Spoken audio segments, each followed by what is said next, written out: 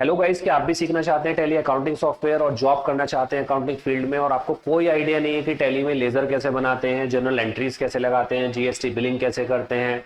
तो ये सब मैं आपको बताने जा रहा हूं इस वीडियो में, जहां आप सीखेंगे टैली कंप्लीट कोर्स बिगिनर से लेकर एडवांस लेवल तक। और ये वीडियो कंप्लीट नोट्स के साथ मैं आपको देने जा रहा हूं। आप लोगों को बस अपना टाइम लेकर आना है और मैं गारंटी देता हूं कि आप लोग बन जाएंगे टैली में एक्सपर्ट।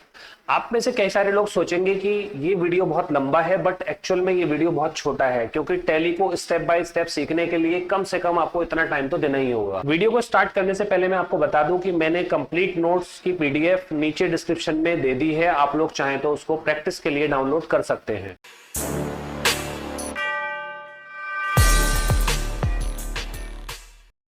इससे पहले कि हम टैली सॉफ्टवेयर की तरफ चलें, मैं आपको टैली की कुछ बेसिक इंफॉर्मेशन देना चाहता हूं। टैली का सफर शुरू हुआ था साल 1989 से, जब टैली का फर्स्ट वर्जन 4.5 मार्केट में पहली बार आया। यह सॉफ्टवेयर डॉस बेस्ड था और इस पर अकाउंटिंग वर्क ही किया जा सकता था, यानी इन्वेंट्री से रिलेटेड कोई भी काम हम इस सॉफ्टवेयर पर नहीं कर सकते थे। इसके बाद टैली का सेकेंड वर्जन 5.4 आया साल 1997 में। ये सॉफ्टवेयर अकाउंट से इन्वेंट्री लॉन्च किया गया और इसका इंटरफेस भी ग्राफिक था। 3 साल के गैप के बाद सन 2000 में टैली का नया वर्जन आया 6.3। ये पहला विंडो बेस्ड सॉफ्टवेयर था जिस पर हम आसानी से प्रिंट भी ले सकते थे। अब आता है साल 2005, जिसमें टैली का नया वर्जन आया 7.2। इस सॉफ्टवेयर की जितनी तारीफ की जाए वो कम है, क्योंकि इस सॉफ्टवेयर में अकाउंटिंग और इन्वेंट्री के साथ साथ वैट, टीडीएस और सर्विस टैक्स भी ऐड कर दिए गए थे। इसीलिए अकाउंटिंग क्षेत्र में इससे ज्यादा इस्तेमाल किसी सॉफ्टवेयर का नहीं हुआ। 1 सितंबर 2006 को टैली का नया वर्जन आया 8.1, जिसका नाम बहुत कम लोगों ने सुना होगा, क्योंकि 3 महीने बाद ही 1 दिसंबर 2006 को टैली का नया वर्जन 9.0 मार्केट में आ गया था। अब यह सॉफ्टवेयर फुली फीचर्ड हो चुका था, क्योंकि 3-3 महीने में 2 अपडेट्स होने की वजह से इसमें बहुत सारे नए फीचर ऐड हो चुके थे, जैसे payroll, excise duty, job costing, VAT computation, FBT और टीसीएस। अब आ जाते हैं टैली ईआरपी 9 की तरफ, जो कि टैली का 7वां वर्जन है। यह सॉफ्टवेयर आया 12 मार्च 2009 को। इस सॉफ्टवेयर में रिमोट एक्सेस दे दिया गया है, यानी ऑनलाइन लॉगिन करके टैली को कहीं भी एक्सेस कराया जा सकता है। और इसके अलावा टैली ईआरपी 9 में एक फीचर ऐड किया गया है, मल्टी लैंग्वेज, जिसकी हेल्प से टैली को किसी भी लैंग्वेज में कन्वर्ट किया जा सकता है। यानी यूजर अगर टैली को हिंदी, उर्दू या मराठी लैंग्वेज में कन्वर्ट करना चाहे तो कर सकता है। अब अगर हम बात कर लें टैली सॉफ्टवेयर फाउंडर के बारे में, तो tally ERP 9 software tally solution private limited द्वारा बनाया गया है, जो कि न सिर्फ बिजनेस अकाउंटिंग बल्कि टैक्स कंप्यूटेशन, बिजनेस मैनेजमेंट के लिए भी काम में आता है। अब चलते हैं टैली ईआरपी 9 सॉफ्टवेयर पर। देखिए, यहां डबल क्लिक करके टैली ईआरपी 9 सॉफ्टवेयर हम ओपन कर लेते हैं। टैली सॉफ्टवेयर ओपन होने के बाद सबसे पहले हमें यहां मिलेगा स्टार्टअप। स्टार्टअप में 3 ऑप्शन मिलेंगे: licensing operations, log in as remote Tally NET user, work in educational mode. यानी अगर आपके पास टैली का लाइसेंस है, पहले से एक्टिवेशन की है आपके पास में, यानी टैली को आपने परचेज कर रखा है, तो आप एक्टिवेशन की डालकर यहां से एक्टिव कर सकते हैं। और अगर आप .नेट यूजर हैं तो अपना लॉगिन आईडी पासवर्ड डालकर उसको ओपन कर सकते हैं। तीसरा ऑप्शन मिलेगा वर्क इन एजुकेशनल मोड, यानी एजुकेशनल मोड में अगर आप टैली को चलाना चाहते हैं तो आप फ्री में टैली को यूज कर सकते हैं। लेकिन इसमें एक कमी ये होती है कि हम इसमें सारी डेट्स यूज नहीं कर सकते। इसमें सिर्फ 1, 2 और 31 तारीख ही काम करती हैं। बाकी जो हमारा कॉमर्शियल वर्जन होता है उसके अंदर सभी डेट्स काम करती हैं। तो एजुकेशनल मोड हम इसलिए यूज करते हैं क्योंकि हमें सभी फीचर्स को सीखना होता है, सभी ऑप्शंस को देखना होता है टैली के। तो हमें जरूरत नहीं है कि हम सभी डेट्स यूज करें, हमें तो सिर्फ टैली को सीखना है। तो सीखने के लिए देखिए, आपको वर्क इन एजुकेशन मोड पर यहाँ क्लिक करना है। क्लिक करने के बाद जैसे ही आप एंटर लगाएंगे तो देखिए पहले ये क्या कर रहा है, एक पिछली कंपनी है इसके अंदर, उसका यूजर नेम और पासवर्ड आपसे मांग रहा है। तो कोई इशू नहीं है, जरूरी नहीं है कि हम वो कंपनी खोले। हम क्या करेंगे, एस्केप कमांड यूज करके इसको कैंसिल कर देंगे, तो हम पहुंचेंगे सबसे पहले कंपनी इन्फो पर। कंपनी इन्फो में select company, log in as remote user और क्रिएट कंपनी, ये 3 ऑप्शन यहाँ पर आपको दिए हुए हैं। सिलेक्ट कंपनी यूज किया जाता है अगर आपकी कंपनी पहले से इस पे बनी हुई है, तो आप सिलेक्ट कंपनी पे जाकर अपनी कंपनी को ओपन कर सकते हैं। Log in as remote user, ये रिमोट यूजर के लिए लॉग इन दिया हुआ है यहाँ पर। और थर्ड ऑप्शन इसके अंदर दे रखा है क्रिएट कंपनी। तो क्योंकि हमें एक नई कंपनी क्रिएट करना सीखना है, तो देखिए यहाँ पर हम क्रिएट कंपनी पर जाएंगे और यहाँ हमें कंपनी का नेम देना होता है। कंपनी नेम देने से पहले हम ये समझ लेते हैं कि ऊपर ये डायरेक्टरी जो दी हुई है इसका क्या मतलब है। देखिए, डायरेक्टरी में यहाँ पर आपको एक सी ड्राइव दी हुई है। सबसे पहले सी ड्राइव के अंदर एक यूजर्स के नाम की डायरेक्टरी है और यूजर्स के अंदर एक पब्लिक के नाम की डायरेक्टरी है, पब्लिक के अंदर एक tally.erp9 के नाम से डायरेक्टरी है और इसके अंदर डेटा के नाम से एक डायरेक्टरी है। यानी जो भी कंपनी हम सेव करना चाहते हैं वो इस लोकेशन पर हमारी सेव होगी। अगर हम चाहें तो उसको देख सकते हैं। देखिए मैं मिनिमाइज कर लेता हूं यहां से और सबसे पहले हम पहुंचेंगे दिस पीसी और यहां जाएंगे सी ड्राइव, सी ड्राइव में यूजर्स, यूजर्स में पब्लिक और पब्लिक के अंदर tally.erp9 डेटा। और देखिए यहां पर अभी जो कोड आ रहे हैं ये 1000 और 10001, ये दो कोड यहां पर आपको दिखाई दे रहे हैं। जैसे ही हमारी कंपनी क्रिएट हो जाएगी तो देखिए यहां पर 10002 के नाम से एक और कंपनी दिखाई देने लगेगी। तो इसको देखिए अभी हम मिनिमाइज कर लेते हैं और चलते हैं फिर से टैली सॉफ्टवेयर पर। यहां पर एक नई कंपनी क्रिएट कर लेते हैं। तो इसमें हम नाम दे देते हैं JK India private limited. Mailing name में हमें वही नाम रखना है जो हम ऊपर देकर आए हैं। इसके बाद देखिए एड्रेस के अंदर हम यहां पर अपना एड्रेस दे सकते हैं।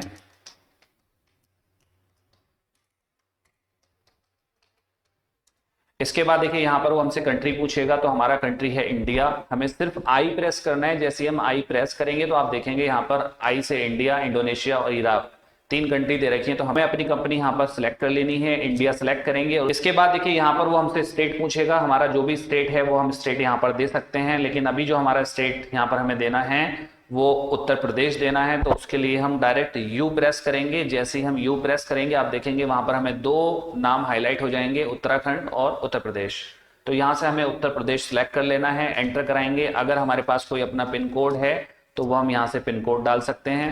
अगर कोई phone number, mobile number, fax number, email address या वेबसाइट, अगर कंपनी का हमारे पास में ये सब इंफॉर्मेशन है तो हम उसको भी यहाँ पर दे सकते हैं, लेकिन ये ऑप्शनल फील्ड है, आप इनको चाहें तो खाली भी छोड़ सकते हैं। इसके बाद यहाँ ऑप्शन मिलेगा आपको फाइनेंशियल ईयर बिगनिंग्स फ्रॉम, यानी यहाँ पर आपको अपना फाइनेंशियल ईयर डालना है और फाइनेंशियल ईयर की जो बिगनिंग डेट है वो डालनी है। यानी हमने जो असाइनमेंट बना रखा है आपके लिए उसमें हमने फाइनेंशियल ईयर यूज किया है 1 अप्रैल 2020 से लेकर 31 मार्च 2021 तक। तो अगर आप लोग पीडीएफ नोट्स लेना चाहते हैं तो नीचे डिस्क्रिप्शन में मैंने पीडीएफ के नोट्स भी दे रखे हैं, आप इस कंप्लीट ट्यूटोरियल का पीडीएफ भी ले सकते हैं। और अगर किसी वजह से पीडीएफ आप डाउनलोड नहीं भी कर पा रहे हैं तो आप मुझे कमेंट बॉक्स में अपना मोबाइल नंबर दे सकते हैं, उस पर मैं आपको पीडीएफ सेंड कर दूंगा। देखिए यहाँ पर हमें सेम वही डेट रखनी है जो हम ऊपर देकर आए हैं 1 अप्रैल 2020, और यहाँ पर भी हम वही डेट रखेंगे। लेकिन कभी कभी ऐसा भी हो जाता है कि मान लीजिए हमने एक नई कंपनी अपनी रजिस्टर्ड कराई और वो कंपनी जुलाई में रजिस्टर्ड हुई है या अगस्त में रजिस्टर्ड हुई है, तो हमें यहाँ पर बुक्स बिगनिंग फ्रॉम में वो डेट डालनी है जिस डेट से हमारी कंपनी स्टार्ट हुई है। भले ही हमारा फाइनेंशियल ईयर 1 अप्रैल 2020 से हो, लेकिन अगर हमारी कंपनी जुलाई में स्टार्ट हुई है तो हमें यहाँ पर डेट देनी होती है 1 जुलाई 2020। इसके बाद देखिए नीचे आ जाएंगे टैली वॉल्ट पासवर्ड। अगर आप यहाँ पर पासवर्ड देना चाहें तो पासवर्ड दे सकते हैं, लेकिन पासवर्ड देखिए आप यहाँ अगर डाल देंगे तो वो पासवर्ड परमानेंटली सेव्ड हो जाता है कंपनी के साथ, इसलिए मैं कभी भी आपको ये राय नहीं दूंगा कि आप पासवर्ड यहाँ से डालें। पासवर्ड देने के लिए, सिक्योरिटी देने के लिए देखिए यहाँ नीचे भी ऑप्शन दिया हुआ है यूज सिक्योरिटी कंट्रोल, आप इस ऑप्शन का यूज करेंगे और यहाँ से इस ऑप्शन को यस करने के बाद नेम ऑफ एडमिनिस्ट्रेटर में यूजर नेम, देखिए मैंने यहाँ पर यूजर नेम लिया IICA, और पासवर्ड में एक कोई भी छोटा मोटा पासवर्ड हम डाल सकते हैं। मैंने यहाँ पर पासवर्ड दिया 12345। दोबारा से इसी तरह पासवर्ड ले सकते हैं 12345। आप कोई भी पासवर्ड अपना बना सकते हैं, कोई इशू नहीं है। आप अपना मोबाइल नंबर डालना चाहें, अपना व्हीकल नंबर डालना चाहें, कुछ भी दे सकते हैं इसके अंदर पासवर्ड। तो ये देखिए इस तरह से हमने पासवर्ड दिया। तो ये पासवर्ड हमें वीक दिखा रहा है। वीक इसलिए दिखा रहा है क्योंकि हमने 12345 डाला है। आप एक स्ट्रॉन्ग पासवर्ड डालेंगे तो यहाँ पर स्ट्रॉन्ग लिखा हुआ आने लगेगा, लेकिन ऐसा नहीं है कि अगर ये वीक है तो कंपनी नहीं क्रिएट होगी, कंपनी बिल्कुल क्रिएट हो जाएगी। लेकिन वो हमें सजेस्ट कर रहा है कि आप वीक पासवर्ड डाल रहे हैं तो कोई इशू नहीं है, इसको हम ऐसे ही रखेंगे। इसके बाद देखिए ऑप्शन मिलेगा आपको यूज टैली ऑडिट फीचर, इसको अभी हम नो रखेंगे और इसके बाद ये भी ऑप्शन अभी हमें नो रखना है। इसके बाद देखिए एक्सेप्ट करा देंगे यहाँ से और कंपनी को हम सेव करा देंगे। इसके बाद वो आपसे यूजर नेम और पासवर्ड मांगेगा। देखिए यूजर नेम में हमने वहां पर अभी दिया था IICA और पासवर्ड दिया था 12345। तो यहाँ पर यूजर नेम पासवर्ड डाल के जैसे ही हम एंटर कराएंगे तो आप देखेंगे कंपनी आपकी क्रिएट हो जाएगी। कंपनी क्रिएट होने के बाद अब हम ये देख लेते हैं कि ये कंपनी हमारी वहाँ बैकअप में पहुंची या नहीं। उसके लिए देखिए मैंने आपको शुरू में बताया था कि ये जो मैंने फोल्डर मिनिमाइज करके रखा है इसको मैं देखिए यहाँ ओपन कर लेता हूँ। पहले से वहाँ हमने देखा था 2 कंपनी हमारी पहले ही बनी हुई थी और तीसरे नंबर वाला जो फोल्डर है 1002 ये हमारी कंपनी है जो अभी हमने बनाई है। तो आपने देखा कि किस तरह से टैली में एक नई कंपनी क्रिएट की जाती है और इसका बैकअप सी ड्राइव में अपने आप कैसे चला जाता है। अब हम बात कर लेते हैं गेटवे ऑफ टैली के बारे में। गेटवे ऑफ टैली जो है ये टैली का होम स्क्रीन होता है, फर्स्ट स्क्रीन होता है, यानी जो भी कुछ हमें काम करना होता है वो इन फीचर्स के अंदर जाकर करना होता है, जो फीचर्स हमें यहाँ पर ये दिए हुए। इसमें आपको अलग अलग ये ग्रुप्स दे रखे हैं, जैसे masters, transactions, utilities, audit and reports. Masters के अंदर आपको अकाउंट्स इन्फो और इन्वेंट्री इन्फो, दो आपको अलग अलग ये टैब दिए हुए हैं। अकाउंट्स इन्फो का मतलब होता है कि अगर आप इस पर डबल क्लिक करते हैं यहाँ पर या एंटर यूज करते हैं तो आप देखेंगे यहाँ पर अकाउंट्स इन्फो में ग्रुप्स और लेजर खुल जाते हैं। ग्रुप देखिए इसके अंदर पहले से दिए हुए होते हैं, अगर आप इसको एक बार एंटर करेंगे, दूसरी बार एंटर यहाँ पर नीचे एंटर करेंगे अल्टर पे जाकर, तो आप देखेंगे यहाँ पर ये ग्रुप्स पहले से बने हुए होते हैं। इसके लिए मैं एक अलग वीडियो दूसरी आपको बनाऊंगा, उसमें बताऊंगा डिटेल में, लेकिन आज मैं सिर्फ आपको इंट्रोडक्शन दे रहा हूं। तो ये देखिए ग्रुप्स इसके अंदर पहले से बने हुए होते हैं, आपको नहीं बनाने होते हैं। लेकिन लेजर जो होते हैं आपको बनाने होते हैं। लेजर का मतलब यहाँ पर ये है कि आप अगर अपना बिजनेस रन कर रहे हैं तो देखिए आपको माल खरीदना है, माल बेचना है, तो जिन पार्टीज से आप माल खरीद रहे हैं या जिन पार्टी को माल आप बेच रहे हैं उन पार्टीज के आपको लेजर्स यहाँ पर क्रिएट करने पड़ेंगे। या जनरली जो आपके एक्सपेंसेस हो रहे हैं आपको उनके लेजर क्रिएट करने पड़ेंगे, आपकी जो इनकम्स हो रही हैं उनके आपको लेजर क्रिएट करने पड़ेंगे, आपकी जो असेट्स हैं बिजनेस में, जितनी भी असेट्स होती हैं, संपत्तियां आप बहुत अच्छे से जानते हैं, उनके सारे लेजर्स आपको बनाने पड़ेंगे। अगर आपकी कुछ लाइबिलिटीज हैं तो आपको उनके भी अलग से लेजर बनाने होते हैं। तो यहाँ जाकर हम सारे लेजर्स बनाते हैं। इसके बारे में मैं आपको अलग बताऊंगा दूसरी वीडियो में। बाहर चलते हैं, इन्वेंट्री इन्फो में आ जाते हैं। इन्वेंट्री इन्फो में जब हम एंटर कराएंगे तो देखिए यहाँ पर stock groups, stock items, unit of measurement और आपका वाउचर टाइप्स, ये कुछ ऑप्शंस दे रखे हैं। तो देखिए स्टॉक ग्रुप और स्टॉक आइटम ये आपको अलग अलग बनाने होते हैं। आइटम मीन्स यानी कि जिस चीज में आप ट्रेडिंग कर रहे हैं, आपका बिजनेस जिस चीज का भी है, जो आइटम आप बेच रहे हैं वो आइटम आपको यहाँ देने होते हैं। और उन आइटम्स के ग्रुप यानी कि आपको, जैसे मान लीजिए आपकी कोई मैन्युफैक्चरिंग यूनिट है, आप क्या करते हो, रॉ मटेरियल भी खरीद के लाते हो और उससे फिनिश गुड्स तैयार करते हो। तो आप यहाँ पर ग्रुप्स के अंदर रॉ मटेरियल अलग बना दोगे और फिनिश गुड्स अलग बना दोगे। जो आपके पास आइटम्स होंगे, अगर आपके पास में कच्चा माल है तो आप उसको रॉ मटेरियल में डालोगे, और अगर आपके पास तैयार माल है तो आप उसको फिनिश गुड्स में डाल दोगे। तो इस तरह से आप स्टॉक ग्रुप वगैरह यूज करोगे। बाकी इसके अलावा स्टॉक कैटेगरी और गोडाउन वगैरह और भी बहुत सारे ऑप्शन इन्वेंटरी इन्फो में हमें आगे मिलेंगे, उनके लिए हम आगे डिस्कस करेंगे। तो ये मैंने आपको बता दिया कि आपको यहाँ पर स्टॉक आइटम क्रिएट करना होता है। इसके बाद हम नीचे आ जाते हैं ट्रांजेक्शन्स पे।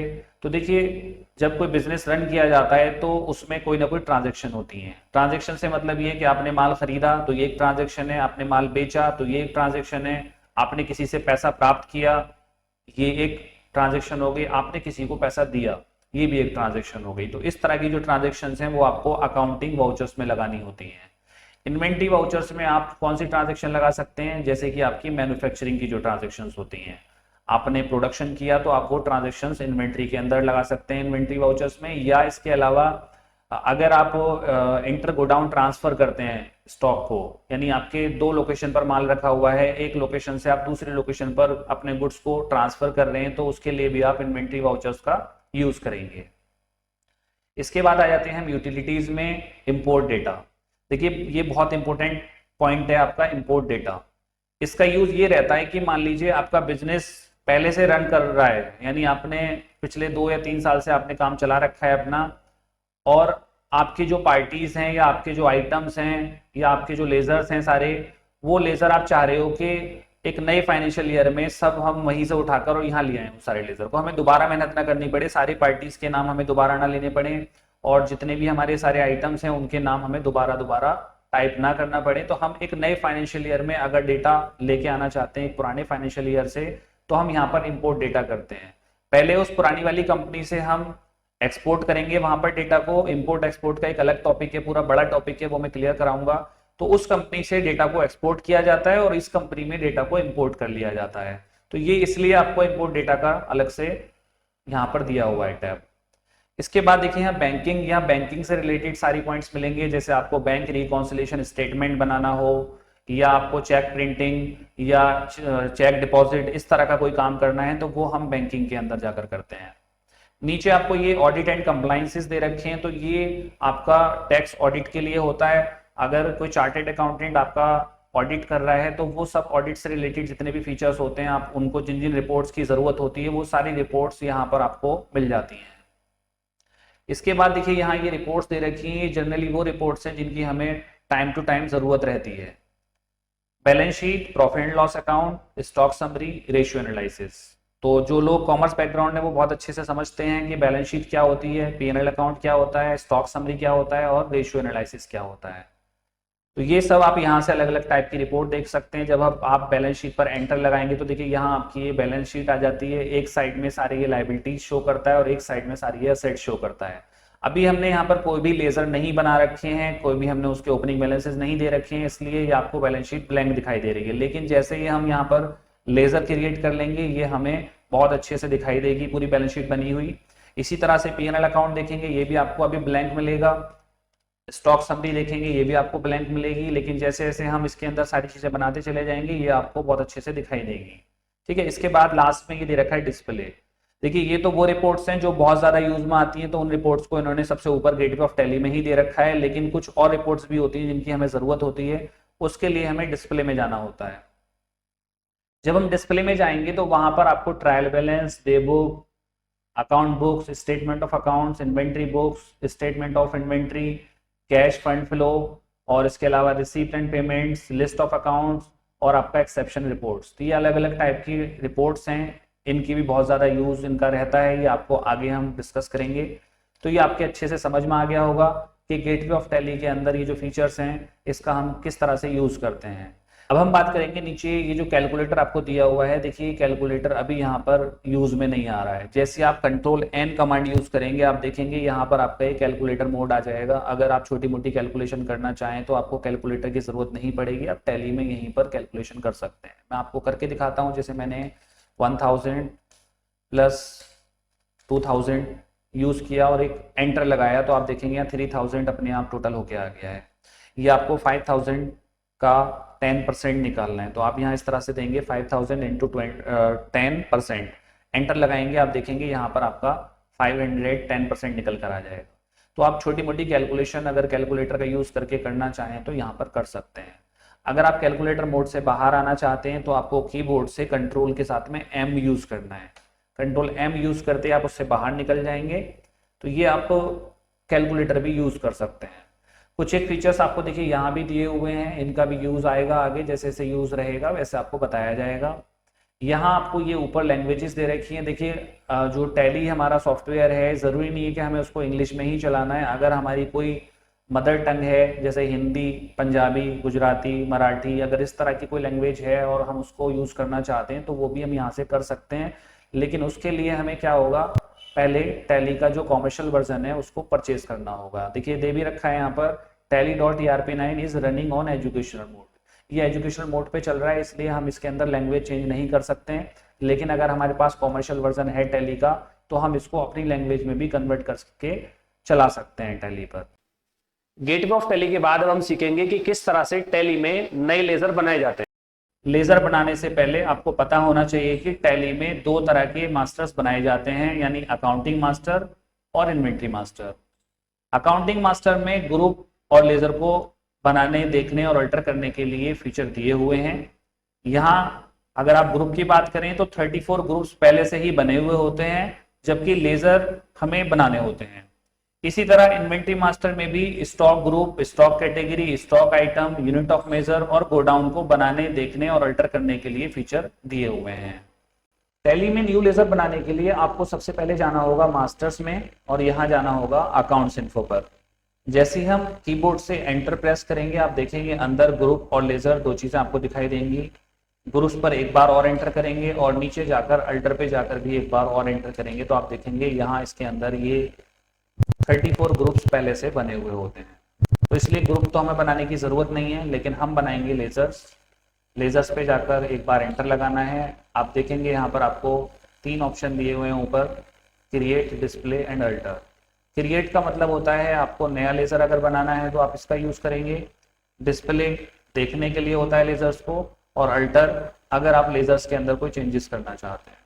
तो सबसे पहले देखिए अल्टर पर जाकर एक बार हम एंटर कर लेते हैं। आपको बता देते हैं कि 2 लेजर इसके अंदर पहले से बने हुए होते हैं, कैश और प्रॉफिट एंड लॉस अकाउंट, यानी इनको हमें नहीं बनाना, ये पहले से बने हुए हैं। नए लेजर बनाने के लिए आपको लेजर्स पर जाकर क्रिएट करना है और यहाँ लेजर क्रिएशन फॉर्म खुल के आ जाएगा, इसमें कुछ लेजर्स हमें बनाने हैं। लेजर बनाने के लिए देखिए हमने नीचे डिस्क्रिप्शन में आपको लिंक दिया हुआ है, वहां से जाकर आप पीडीएफ डाउनलोड करके और उसका प्रिंट ले सकते हैं। और ये कुछ लेजर्स हैं जो अब हम बनाने जा रहे हैं। फर्स्ट लेजर हम इसमें बना रहे हैं कैपिटल। कैपिटल आप समझते ही होंगे, यानी जो ऑनर ने बिजनेस में पैसा लगा रखा है वो कैपिटल कहलाता है। तो कैपिटल को देखिए यहाँ हर किसी को आपको एक ग्रुप में डालना होगा, यानी जो भी आप लेजर बना रहे हैं उसका आपको एक ना एक ग्रुप जरूर देना होगा। यहाँ पर अंडर ग्रुप में आप डालेंगे, ये वही 34 ग्रुप्स हैं जो मैंने अभी आपको दिखाए थे। तो कैपिटल को अंडर डालेंगे हम कैपिटल अकाउंट, एंटर कराएंगे। आपसे पूछेगा इन्वेंट्री वैल्यूज आर अफेक्टेड, यानी वो पूछ रहा है कि जो कैपिटल का लेजर है उसका स्टॉक पर कोई फर्क पड़ेगा, इन्वेंट्री पर कोई फर्क पड़ेगा। तो इन्वेंट्री पर इसका कोई फर्क नहीं पड़ेगा, यानी इन्वेंट्री वैल्यूज आर अफेक्टेड जो ऑप्शन है ये परचेज और परचेज रिटर्न, सेल्स और सेल्स रिटर्न, इन सब में ये यस रहता है। बाकी सब लेजर्स के अंदर हम इसको नो रखेंगे।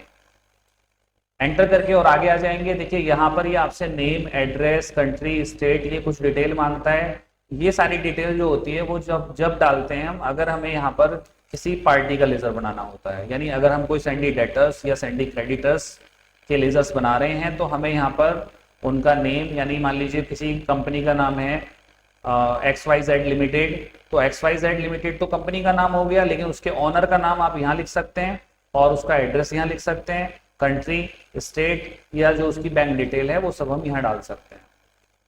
तो फिलहाल यहाँ पर हमें कुछ नहीं देना, एंटर करके नीचे चले जाना है। अगर हम ओपनिंग बैलेंस देना चाहें, यानी अगर हमारा पिछले साल से कोई बिजनेस चल रहा है और 1 अप्रैल 2020 को हम कैपिटल का ओपनिंग बैलेंस देना चाहते हैं तो यहाँ पर हम ओपनिंग बैलेंस डाल सकते हैं। मैंने यहाँ पर वैल्यू डाल दी 10 लाख। अब देखिए जैसे ही हम एंटर कमांड यूज करेंगे तो आप देखेंगे यहाँ पर ऑटोमेटिकली क्रेडिट आ गया, यानी CR डिनोट कर रहा है यहाँ पर, ये इसके अकॉर्डिंग आया अपने आप। यानी जो हमने अंडर में कैपिटल डाला है तो आप बहुत अच्छे से समझते हैं कि कैपिटल और लायबिलिटीज जो होती हैं वो आपकी क्रेडिट होती हैं। तो इसलिए जब कैपिटल हमने यहाँ दिया तो ऑटोमेटिकली उसने इसको क्रेडिट कर दिया। और ये जो वैल्यू है ये यहाँ भी ऊपर डिफरेंस के अंदर भी शो करेगी, 10 लाख के नाम से अमाउंट आ जाएगी, है ना। तो यहाँ पर एंटर कराएंगे, इसको एक्सेप्ट करा दें। ये आपका कैपिटल का लेजर बन चुका है। इसी तरह से हम सेकेंड लेजर बनाएंगे, जनरल रिजर्व। जनरल रिजर्व के लिए देखिए यहाँ पर अलग से एक पर्टिकुलर हेड दिया हुआ है, रिजर्व एंड सरप्लस। आप इसको डालेंगे। कोई भी लेजर के बाद अगर आपको ग्रुप सर्च करना होता है तो देखिए आप उसमें सिर्फ 1 या 2 लेटर टाइप कर दीजिए। जैसे हमें रिजर्व और सरप्लस इसमें से सर्च करना है तो हम R और E टाइप करेंगे तो देखिए यहाँ पर रिजर्व एंड सरप्लस हमें यहाँ दिखाई दे जाएगा। यहाँ आकर हमें एंटर लगाना है। नीचे इन्वेंट्री वैल्यूज आर अफेक्टेड, ये ऑप्शन नो ही रखना है। नीचे आकर ओपनिंग बैलेंस डालना है। ओपनिंग बैलेंस हमने यहाँ दे दिया 50,000, एक्सेप्ट करा दिया। कैपिटल रिजर्व, ये भी रिजर्व एंड सरप्लस में ही रखना है और यहाँ वैल्यू डाल देंगे हम 30,000। इसके बाद देखिए अगर हम प्रॉफिट एंड लॉस अकाउंट बनाना चाहते हैं तो प्रॉफिट एंड लॉस अकाउंट मैंने बताया था आपको पहले से बना हुआ है। उसके लिए हम क्या करेंगे, यहीं पर कीबोर्ड से पेज अप पेज डाउन अगर हम यूज करते हैं तो जो एग्जिस्टिंग लेजर्स हैं वो हमें दिखाई देने लगेंगे। तो इसमें हमें पहुंचना है प्रॉफिट एंड लॉस अकाउंट पर पेज अप पेज डाउन की यूज करके, है ना। प्रॉफिट एंड लॉस अकाउंट पे पहुंचकर नीचे आकर इसमें हमें देना होता है ओपनिंग बैलेंस। तो प्रॉफिट एंड लॉस में आप पिछले साल का जो प्रॉफिट है वो आप डालेंगे यहाँ पर 82,000, एंटर कराएंगे। आप देखेंगे ये ऑटोमेटिकली क्रेडिट हो गया, क्योंकि प्रॉफिट हमेशा हमारी इनकम होती है तो उसको उसने क्रेडिट कर दिया और वो यहाँ पर ऐड हो जाएगा। इसके बाद अगला बनेगा लोन फ्रॉम ICICI।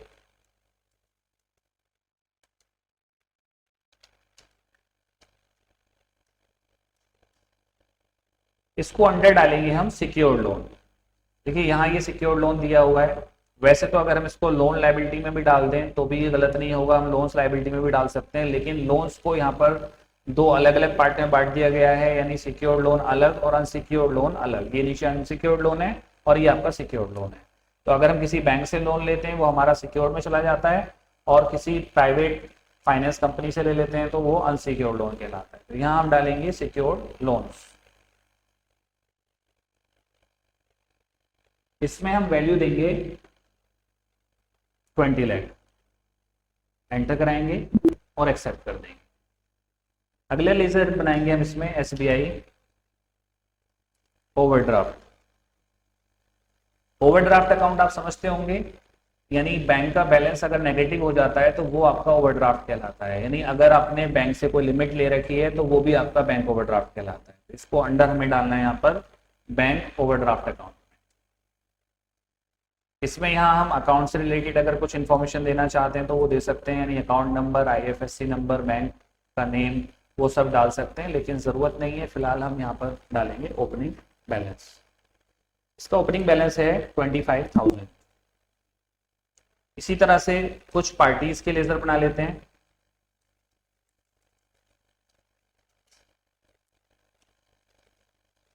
ये हमने एक पार्टी का लेजर बनाया सुप्रीम इन्फोटेक, और इसको अंडर डाल दिया हमने सैंडी क्रेडिटर्स। सैंडी क्रेडिटर्स वो होते हैं जिन लोगों से हम उधार में माल खरीदते हैं।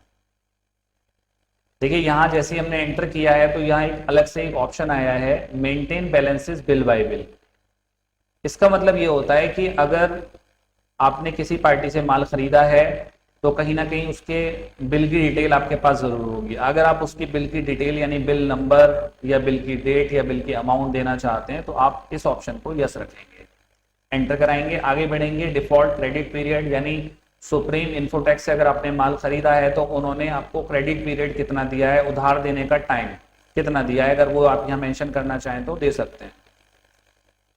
इसके बाद आ जाता है check for credit days during voucher entry. यहाँ पर अगर हम इस ऑप्शन को यस करके क्रेडिट डेज चेक करना चाहें तो कर सकते हैं, लेकिन फिलहाल अभी इन ऑप्शंस को हमें यहाँ पर नो रखना है।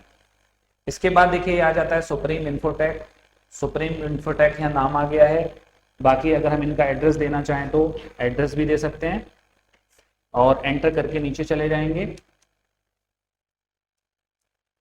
यहाँ हम इनका ओपनिंग बैलेंस दे देंगे। इनका ओपनिंग बैलेंस है 30,000। अब देखिए जैसे हम यहाँ पर एंटर कर रहे हैं तो यहाँ ये बिल वाइज डिटेल पूछ रहा है आपसे, यानी इनकी बिल की डिटेल है, इनके कोई बिल नंबर हैं तो यहाँ पर हम एक बिल की डेट डालेंगे 1/8/2019 और बिल नंबर लेंगे SG/101, एंटर कराएंगे। यहाँ हमसे पूछेगा क्रेडिट डेज, इसमें हमने दिया 15 डेज, यानी सुप्रीम इन्फोटेक ने हमें 15 दिन का टाइम दिया है कि 15 दिन के अंदर अंदर इस बिल का पेमेंट करना है। अगर इसके बाद हम पे करते हैं तो फिर वो उस पर इंटरेस्ट चार्ज करेगा। तो 12,000 वैल्यू यहाँ ले लिया हमने, एंटर कराया, नीचे दूसरा बिल लिया, उसकी डेट डाली और यहाँ बिल नंबर दे दिया। 15 डेज यहाँ भी पीरियड देंगे हम, 18,000 रुपये का बिल, और इसको एक्सेप्ट करा दें। इसी तरह से और भी हम पार्टीज के लेजर ले सकते हैं।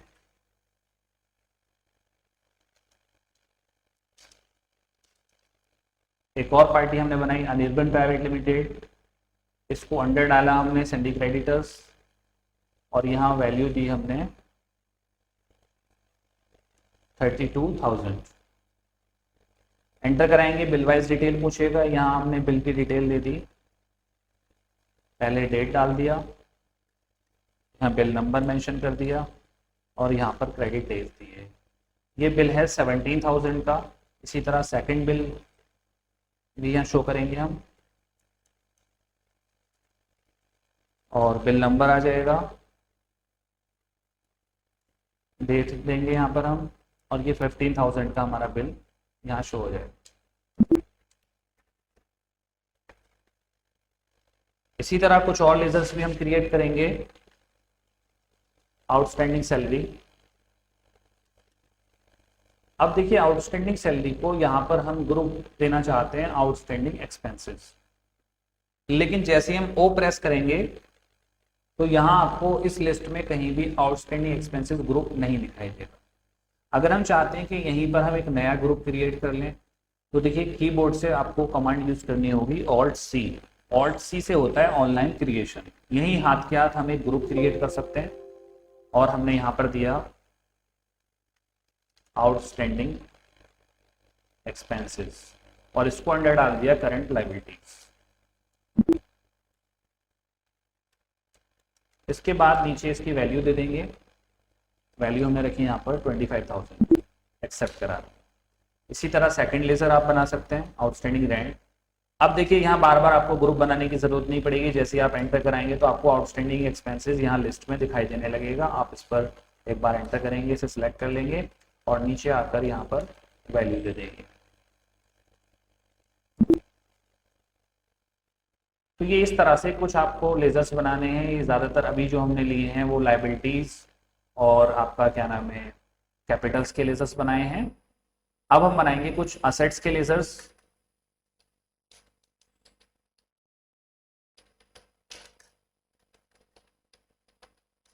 Furniture and pictures. देखिए अब यहाँ पर हम F प्रेस करेंगे, जैसे F प्रेस करेंगे तो आप देखेंगे वहां फिक्स असेट्स दिखाई देगा आपको इधर साइड लिस्ट ऑफ ग्रुप्स में।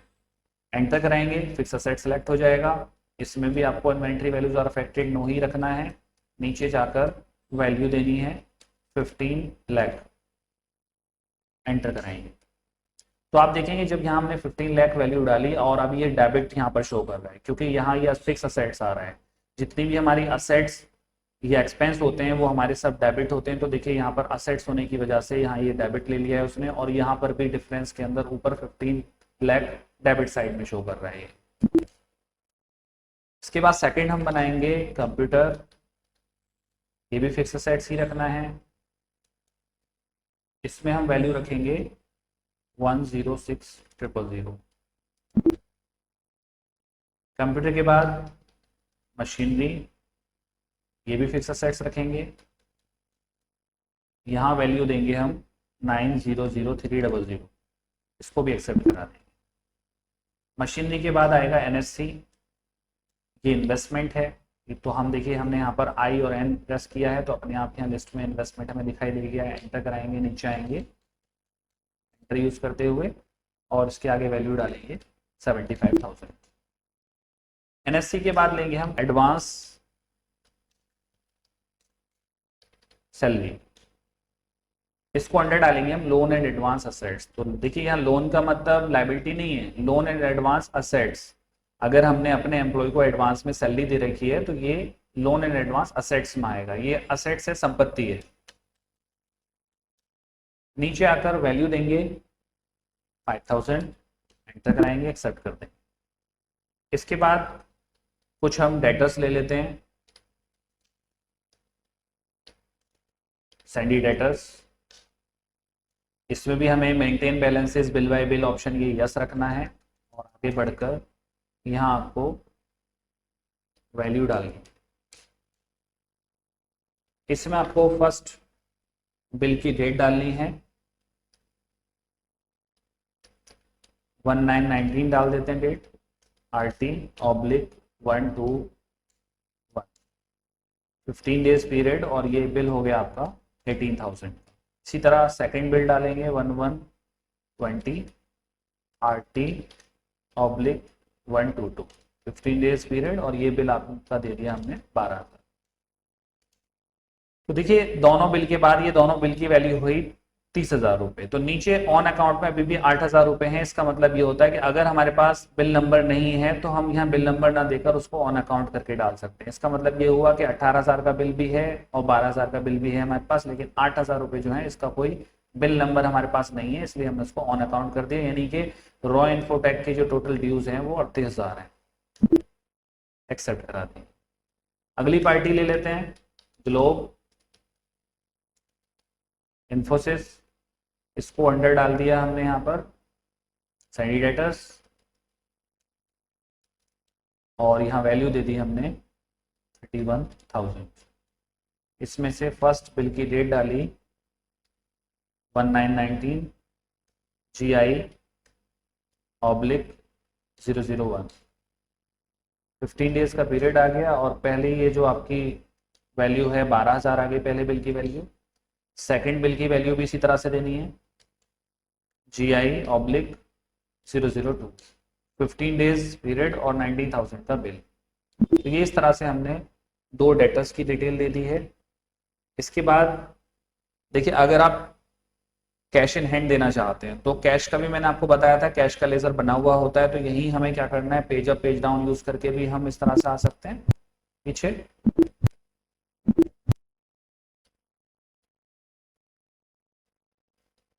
यहाँ पीछे आने के बाद हमें कैश दिखाई देगा, एंटर कराना है। यहाँ देखिए लेजर बनाने की जरूरत नहीं थी, सिर्फ हमें यहाँ पर ओपनिंग बैलेंस डालना है। तो यहाँ पर कैश का जो ओपनिंग बैलेंस है वो है 32,000।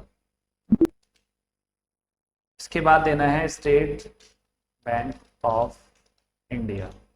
ये बैंक अकाउंट है तो इसको हम अंडर डालेंगे बैंक अकाउंट। देखिए बैंक अकाउंट अलग होता है, बैंक ओडी अकाउंट अलग होता है, ओसीसी अकाउंट अलग होता है। तो इसको हमें फिलहाल कैटेगरी देनी है बैंक अकाउंट्स।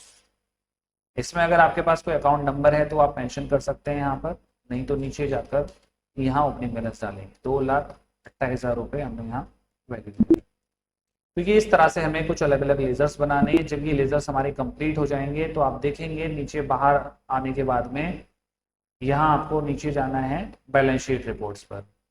जैसे ही आप एंटर कराएंगे तो आप देखेंगे यहाँ आपको बैलेंस शीट दिखाई देगी। ऑल्ट F1 यूज करने पर ये आपको डिटेल में दिखाई देगा सब कुछ। तो आप देख पाएंगे, देखिए इधर लायबिलिटीज आ रहा है और इधर आपका ये असेट्स आ रहा है।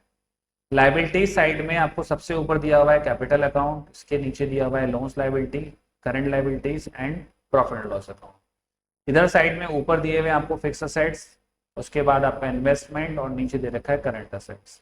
अभी सबसे नीचे एक डिफरेंस आ रहा है, डिफरेंस इन ओपनिंग बैलेंसेस, यानी अभी दोनों साइड इक्वल नहीं है। जैसे 32,86,000 टोटल इधर का आ रहा है तो 32,86,000 टोटल इधर का भी दे रखा है, लेकिन क्योंकि इधर साइड का टोटल अभी कम है तो इन्होंने इसको डिफरेंस इन ओपनिंग बैलेंस के नाम से शो कर रखा है। ये डिफरेंस इसलिए आ रहा है क्योंकि अभी तक हमने यहाँ पर क्लोजिंग स्टॉक शो नहीं किया है। जैसे ही हम अपना स्टॉक मेंटेन कर देंगे इसमें टैली में, तो देखिए वो स्टॉक जो यहाँ पर ये 3,70,700 का डिफरेंस आ रहा है, वो स्टॉक यहाँ पर हमें दिखाई देने लगेगा। तो आपने देखा कि किस तरह से नए लेजर बनाए जाते हैं और उसके अंदर किस तरह से ओपनिंग बैलेंस डाले जाते हैं। अब हम बात कर लेते हैं इन्वेंट्री मास्टर्स के बारे में। अगर आप किसी बिजनेस का अकाउंट्स मेंटेन कर रहे हैं तो आपका सबसे जरूरी काम होता है सेल्स और परचेज के बिल बनाना। और बिल आप तभी बना सकते हैं जब टैली पर आपने वो सारे प्रोडक्ट्स ऐड कर रखे हों जिसमें आप ट्रेडिंग करते हैं। यानी आपको वो सभी इन्वेंट्री मास्टर्स क्रिएट करने होंगे जिसकी आवश्यकता आपको अपने बिजनेस प्रोडक्ट्स के लिए रहती है, जैसे stock group, stock categories, unit of measure, godown and stock item. तो चलिए जान लेते हैं किस तरह से आपको इन्वेंट्री मास्टर्स का सेटअप करना है। सबसे पहले गेटवे ऑफ टैली में हमें जाना होता है इन्वेंट्री इन्फो। यहाँ आप देखेंगे तो आपको अलग अलग टाइप के इन्वेंट्री मास्टर्स मिलेंगे, जैसे stock group, stock items and unit of measurement. इसके अलावा आप स्टॉक कैटेगरीज और गोडाउन को इनेबल कर सकते हैं। अंदर कंपनी फीचर्स में जाकर ऑप्शंस दिए हुए होते हैं, लेकिन उसके बारे में हम आगे डिस्कस करेंगे। अभी सबसे पहले आपको स्टॉक ग्रुप पर जाना है और यहाँ पर क्रिएट करना है। देखिए टैली में क्या होता है, कहीं भी आपको अगर अंदर जाना है फंक्शन में तो आपको एंटर की प्रेस करनी है। इस तरह से आप अंदर चलते चले जाएंगे फंक्शन में, और अगर आपको बाहर आना है तो कीबोर्ड से एस्केप बटन, एस्केप की यूज करनी होती है और हम बाहर आते चले जाते हैं। तो सबसे पहले इन्वेंट्री इन्फो में हमें जाना है, स्टॉक ग्रुप क्रिएट करना है और यहाँ पर एक ग्रुप बनाना है मोबाइल। मोबाइल ग्रुप हम यहाँ पर इसलिए बना रहे हैं क्योंकि मोबाइल एक ऐसा प्रोडक्ट है जिसकी हम ट्रेडिंग कर रहे हैं। यहाँ पर जो हमारा बिजनेस है वो मोबाइल सेल परचेज का है, इसलिए यहाँ पर हमने मोबाइल बनाया है। ये हमारा एक ग्रुप हो गया। सेकंड ग्रुप इसी तरह हम ले लेते हैं टैबलेट, और तीसरा ग्रुप हमने बनाया लैपटॉप।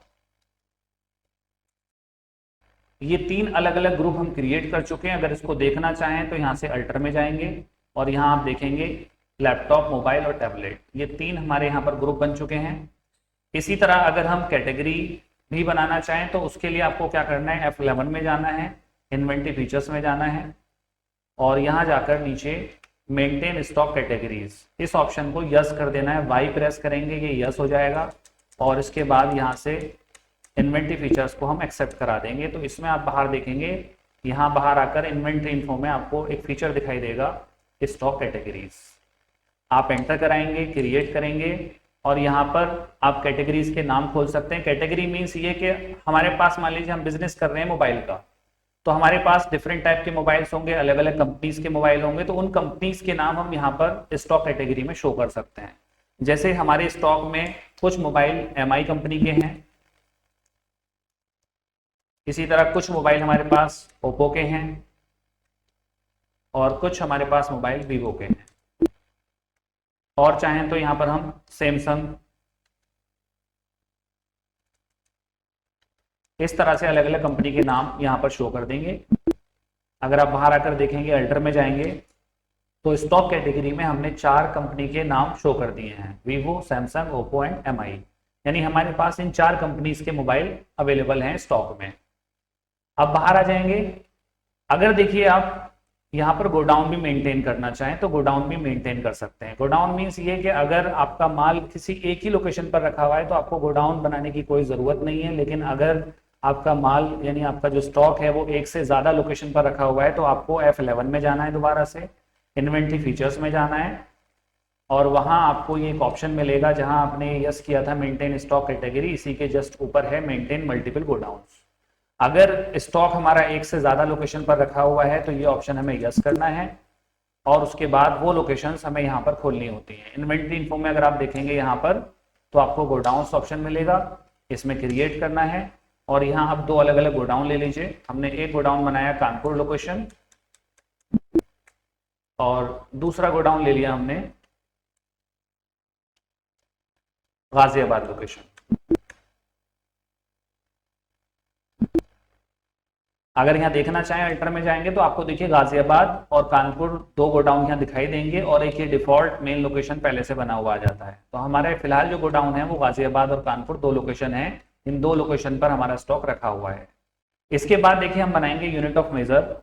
यूनिट ऑफ मेजर का मतलब आप यहाँ पर यूनिट क्रिएट कर सकते हो। यूनिट का मतलब होता है आप जो प्रोडक्ट यहाँ मेंटेन कर रहे हैं। हमारे पास जो स्टॉक है वो मोबाइल का स्टॉक है, तो मोबाइल जो मेजर किया जाता है वो पीसेज में मेजर किया जाता है, यानी कि 2 पीस हमारे पास मोबाइल के आए या 5 पीस आए तो हम उसको पीस बोलेंगे, ना कि हम उसको ग्राम में बोलेंगे या मीटर में बोलेंगे या लीटर में बोलेंगे। तो अलग अलग टाइप की यूनिट्स होती हैं। आप जिस तरह का प्रोडक्ट सेल करते हैं वही यूनिट आप यहाँ पर शो कराएंगे। तो फिलहाल हम यहाँ पर मोबाइल के लिए यूज करते हैं पीसेज, और फॉर्मल नेम में ले लेते हैं पीसेज। पूरा नाम हम दे देते हैं, फुल नेम यहाँ आ जाएगा, और सिंबल के अंदर हमने पीस शॉर्ट में लिख दिया। इसको एक्सेप्ट करा देंगे। इसके बाद बाहर आएंगे हम।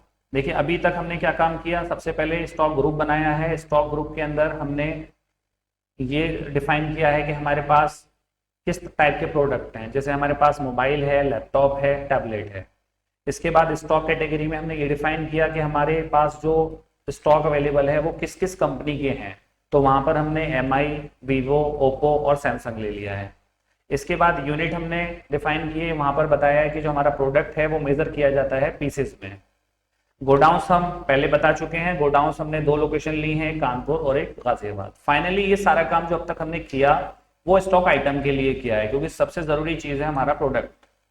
तो उस प्रोडक्ट का नाम आपको देना है स्टॉक आइटम में। स्टॉक आइटम में हम सबसे पहला प्रोडक्ट का नाम लेते हैं ओप्पो A9। ये एक मोबाइल है, और यहां हमें देखिए जैसे ही हमने मोबाइल का नाम दिया है तो सबसे पहले हमसे पूछेगा अंडर ग्रुप। तो ग्रुप में हमारे पास में यहाँ पर ये 3 ग्रुप में लैपटॉप, मोबाइल एंड टैबलेट। यानी आपको बताना है कि जो ओप्पो A9 है वो लैपटॉप है, मोबाइल है या टैबलेट है, तो यहाँ से हम मोबाइल यूज करेंगे। फिर वो हमसे कैटेगरी पूछेगा कि ये जो ओप्पो A9 है इसकी कंपनी कौन सी है, तो कंपनी हम यूज करेंगे ओप्पो।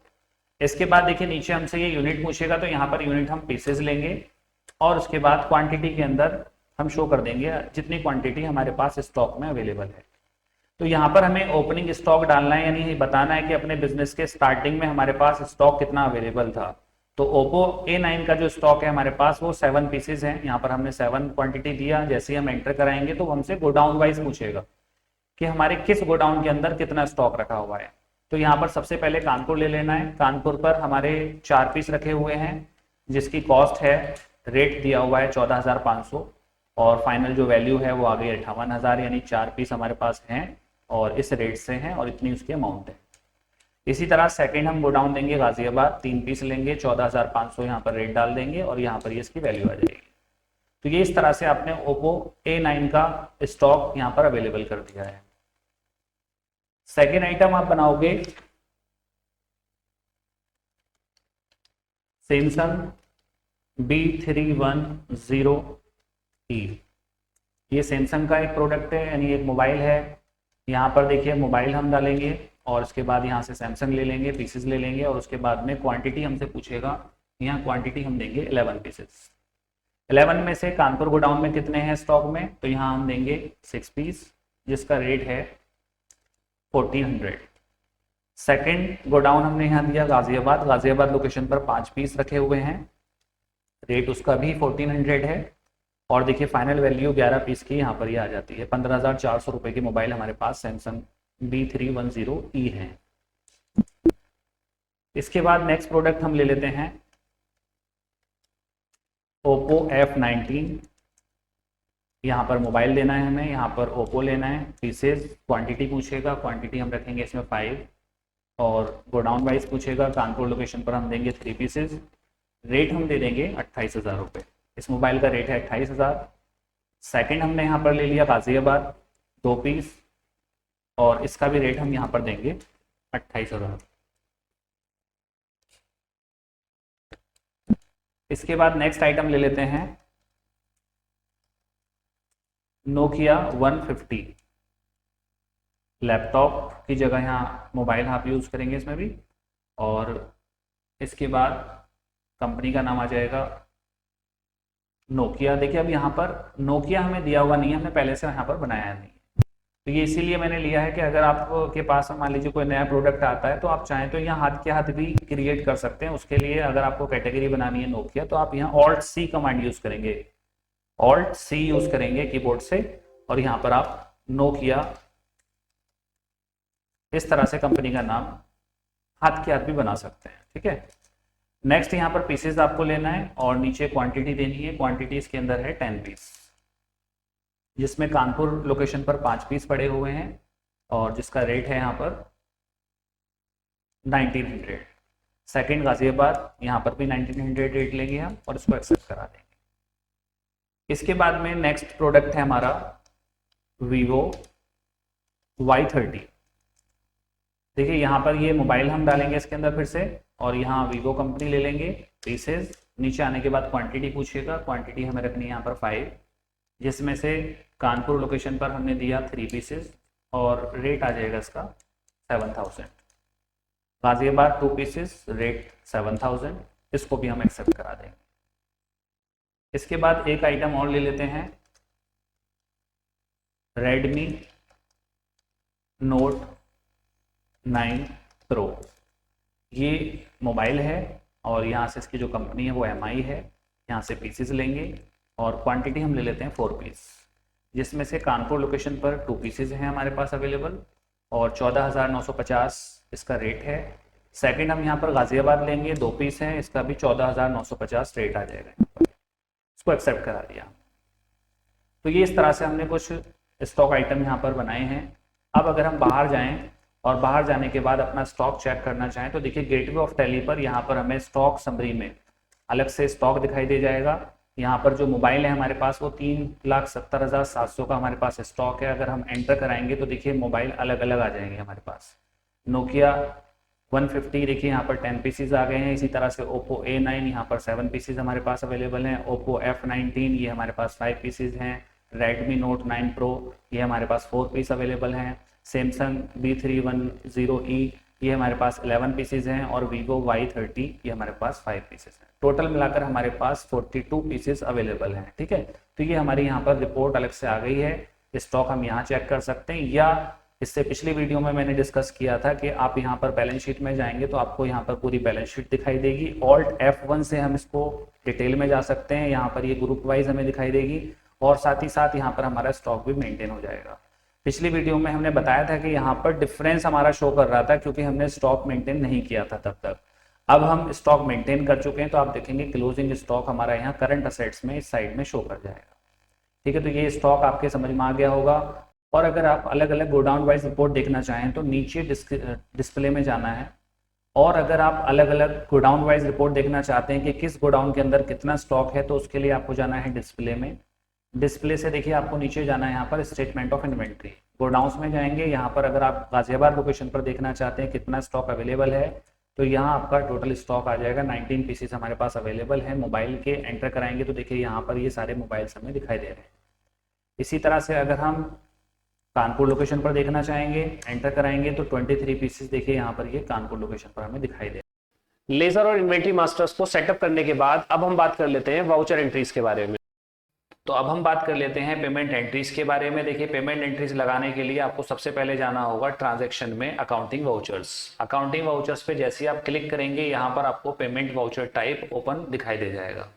पेमेंट वाउचर टाइप के अलावा यहाँ पर contra voucher type, receipt voucher type, journal, sale, credit note, purchase, debit note, reversing journal and memorandums, इस तरह से ये अलग अलग वाउचर टाइप यहाँ पर दिखाई दे जाते हैं। तो आप चाहें तो डायरेक्टली उस पर क्लिक करके भी ओपन कर सकते हैं। देखिए यहाँ पर ये कॉन्ट्रा वाउचर टाइप आपका ओपन हो गया है। यहाँ आप रिसिप्ट पर जाएंगे तो रिसिप्ट वाउचर टाइप आ जाएगा, जनरल पर जाएंगे तो जनरल वाउचर टाइप आ जाएगा। तो डायरेक्ट क्लिक करके भी कर सकते हैं या इसके आगे यहाँ पर शॉर्टकट कीज आपको दे रखी हैं, यानी डायरेक्ट अगर आपको पेमेंट पर जाना है तो आप F5 प्रेस करेंगे, कॉन्ट्रा पर जाना है तो आप F4 प्रेस करेंगे, रिसिप्ट पे जाने के लिए F6, जनरल पे जाने के लिए F7 और इसी तरह F8 से आप सेल में जा सकते हैं और F9 से आप परचेज पर जा सकते हैं। तो इस तरह से अलग अलग वाउचर टाइप आप शॉर्टकट की का यूज करके भी कर सकते हैं या डायरेक्टली उस पर क्लिक करके भी ओपन कर सकते हैं। लेकिन हम सबसे पहले बात करेंगे पेमेंट एंट्रीज के बारे में। तो देखिए यहाँ पेमेंट वाउचर टाइप आपका ओपन हो गया है। पेमेंट वाउचर टाइप में हम सभी पेमेंट की एंट्रीज को लगाते हैं, यानी पेमेंट अगर हम किसी पार्टी को करते हैं या पेमेंट किसी एक्सपेंसेस का करते हैं या अगर हम कोई फिक्स असेट्स खरीद कर लाते हैं तो वो सभी एंट्रीज जो होती हैं वो पेमेंट वाउचर टाइप के अंदर होती हैं। तो देखिए यहाँ पर सबसे ऊपर आपको मिलेगा अकाउंट। अकाउंट का मतलब ये है कि जब आप यहाँ पर कोई भी की प्रेस करेंगे तो आपको यहाँ पर कैश, SBI OD और बैंक अकाउंट दिखाई देगा। यानी अगर आप किसी पार्टी को पेमेंट कर रहे हैं या किसी एक्सपेंस का पेमेंट कर रहे हैं तो आप वो कैश से कर रहे हैं या बैंक से कर रहे हैं। अगर आप चेक से पेमेंट कर रहे हैं तो आप state Bank of India use करेंगे और अगर आप कैश से पेमेंट कर रहे हैं तो यहाँ पर कैश दिखाएंगे। तो देखिए यहाँ पर एंट्री लगाने से पहले हम चलते हैं बाहर बैलेंस शीट की तरफ। उसके लिए हम एस्केप की यूज करेंगे बाहर आने के लिए। बाहर आने के बाद देखिए यहाँ पर नीचे हमें जाना होगा बैलेंस शीट पर। बैलेंस शीट जाने के बाद यहाँ डिटेल में देखने के लिए Alt F1 कमांड होती है, आप Alt F1 यूज करेंगे तो देखिए यहाँ डिटेल आ जाएगी। यहाँ आउटस्टैंडिंग एक्सपेंसेस के अंदर आपको 37,000 आउटस्टैंडिंग एक्सपेंसेस दे रखे हैं। आप एंटर कराएंगे तो देखिए अलग अलग आउटस्टैंडिंग रेंट और आउटस्टैंडिंग सैलरी दो यहाँ पर आपको ये लायबिलिटी दिखाई दे रही हैं। यानी ये दोनों लायबिलिटी हैं जिसको हमें पेमेंट करना है। 12,000 रुपये हमारी लायबिलिटी है आउटस्टैंडिंग रेंट, यानी वो किराया जो अब तक हमने पे नहीं किया, और 25,000 रुपये यहाँ पर पेमेंट है आउटस्टैंडिंग सैलरी, यानी वो सैलरी जो हमारे ऊपर ड्यू हो गई है लेकिन अभी तक हमने उसको पे नहीं किया। तो इन दोनों लायबिलिटीज को अगर हम पेमेंट करना चाहते हैं तो उसके लिए हमें आना होगा अकाउंटिंग वाउचर में।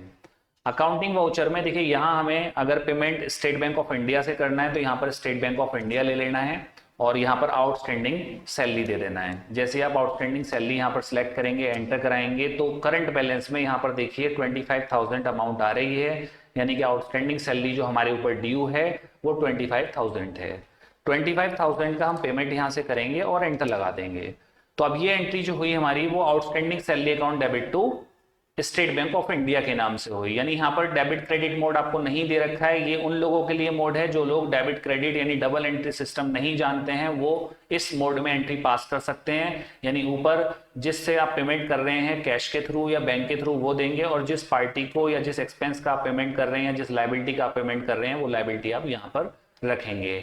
लेकिन अगर आप डबल एंट्री मोड जानते हैं यानी डेबिट क्रेडिट मोड जानते हैं तो उसके लिए आपको क्या करना है, यहीं पर F12 प्रेस करना है और F12 में जाने के बाद ये सेकंड ऑप्शन यहाँ पर दिया हुआ है use single entry mode for payment receipt Contra. यानी पेमेंट रिसीप्ट और कॉन्ट्रा वाउचर के अंदर हम सिंगल एंट्री मोड को यूज नहीं करना चाहते, इसलिए हम इसको नो कर देंगे। जैसे हम इसको नो करेंगे और एक्सेप्ट कराएंगे यहाँ पर तो आप देखेंगे जो सिंगल एंट्री मोड आ रहा था वो डबल एंट्री मोड में कन्वर्ट हो जाएगा। लेकिन यहाँ पर अभी जो है वो टू और बाई करके ऑप्शन आएंगे, लेकिन इनको भी हटाने के लिए दोबारा से हम F12 करेंगे। यहाँ एक और ऑप्शन होता है, देखिए ये 4th 5th नंबर पर दिया हुआ है use credit debit instead to and by during the entry. इस ऑप्शन को आपको यस कर देना है। इसका मतलब होता है कि हम टू और बाई की जगह पर क्रेडिट और डेबिट को यूज करना चाहते हैं। जैसे हम इस ऑप्शन को यस करेंगे, यस करने के लिए सिर्फ आपको वाई प्रेस करना है, एंटर कराना है, ये यस हो जाएगा और यहाँ से हम इसको एक्सेप्ट करा देंगे। तो आप देखेंगे यहाँ पर डेबिट और क्रेडिट मोड आ जाएगा। तो सबसे पहले देखिए यहाँ आपको करना क्या है, इसके अंदर आपको यहाँ पर डेबिट में आउटस्टैंडिंग सैलरी लेना है और अमाउंट डाल देनी है 25,000 और क्रेडिट में आप लेंगे स्टेट बैंक ऑफ इंडिया। और यहाँ पर अगर कोई चेक नंबर आपके पास में है तो वो चेक नंबर आप यहाँ डाल सकते हैं, और डायरेक्ट चाहें तो डायरेक्ट इस तरह से सेव कर सकते हैं। यहाँ पर आप सेव कर सकते हैं इसको। तो देखिए यहाँ आउटस्टैंडिंग सैलरी अकाउंट डेबिट, ऊपर हमने आउटस्टैंडिंग सैलरी को डेबिट करा दिया है और स्टेट बैंक ऑफ इंडिया को क्रेडिट करा दिया है। तो ये हमारी पेमेंट की फर्स्ट एंट्री हो गई, यानी हमने आउटस्टैंडिंग सैलरी का पेमेंट करा दिया है स्टेट बैंक ऑफ इंडिया से। इसको हम एक्सेप्ट करा देंगे, एंट्री हमारी लग जाएगी। अगर हम इसको बैलेंस शीट पर आकर देखें तो देखिए हम बाहर जाएंगे यहाँ पर, और बाहर जाने के बाद में यहाँ पर बैलेंस शीट में पहुंचेंगे, ऑल्ट F1 से डिटेल करेंगे, और यहाँ अगर आप देखेंगे तो आउटस्टैंडिंग एक्सपेंसेस जो आपके पहले 25,000 और दिखा रहा था आउटस्टैंडिंग सैलरी के, देखिए वो अब यहाँ पर नहीं दिखा रहा है, यानी सिर्फ यहाँ पर आउटस्टैंडिंग रेंट आ रहा है। इसी तरह से हम आउटस्टैंडिंग रेंट का भी पेमेंट कर सकते हैं। इसके लिए फिर हम यहाँ पर अकाउंटिंग वाउचर्स पे आ जाएंगे। इस बार हम आउटस्टैंडिंग रेंट ले लेंगे। यहाँ पर अमाउंट देखिए 12,000 रुपए नीचे करंट बैलेंस के अंदर हमें शो कर रहा है। 12,000 रुपए हम यहाँ पर अमाउंट देंगे, एंटर कराएंगे और यहाँ पर स्टेट बैंक ऑफ इंडिया ले लेंगे, और चेक नंबर मेंशन करना चाहे कर सकते हैं, नहीं तो डायरेक्ट हम इसको सेव करा सकते हैं। तो ये सेकेंड एंट्री हो गई, outstanding rent account debit to State Bank of India, और आउटस्टैंडिंग रेंट देखिए यहाँ पर नील हो चुका है। जैसे ही हम एंटर कराएंगे ये एंट्री भी हमारी सेव हो जाएगी। बाहर आएंगे दोबारा से, अगर हम बैलेंस शीट पर आकर और ऑल्ट F1 करके डिटेल में जाकर देखें तो देखिए यहाँ पर आपको आउटस्टैंडिंग एक्सपेंसेस में कोई भी बैलेंस दिखाई नहीं देगा, यानी आउटस्टैंडिंग सैलरी और आउटस्टैंडिंग रेंट दोनों का पेमेंट हम कर चुके हैं। इसी तरह से फिर से हम आ जाएंगे अकाउंटिंग वाउचर्स पे, और यहाँ अगर हम अब किसी पार्टी का पेमेंट करना चाहते हैं तो देखिए यहाँ पार्टी ले लेते हैं। मैंने एक पार्टी ली यहाँ पर सुप्रीम इंडिया प्राइवेट लिमिटेड। अगर इसको मैं एंटर कराऊं तो देखिए सुप्रीम इंडिया प्राइवेट लिमिटेड के 30,000 रुपए हमारे ऊपर ड्यू हैं, यानी आप देखेंगे तो यहाँ पर ये क्रेडिट में आ रहा है। क्रेडिट का मतलब ये हमारे क्रेडिटर्स हैं, यानी इन लोगों से हमने गुड्स खरीद रखा होगा तभी यहाँ पर ये क्रेडिट में आ रहा है, यानी कि जिन लोगों से हम गुड्स खरीदते हैं वो हमारे क्रेडिटर्स होते हैं, और जिन लोगों को गुड्स हम बेचते हैं वो हमारे सैलरी डेटर्स होते हैं।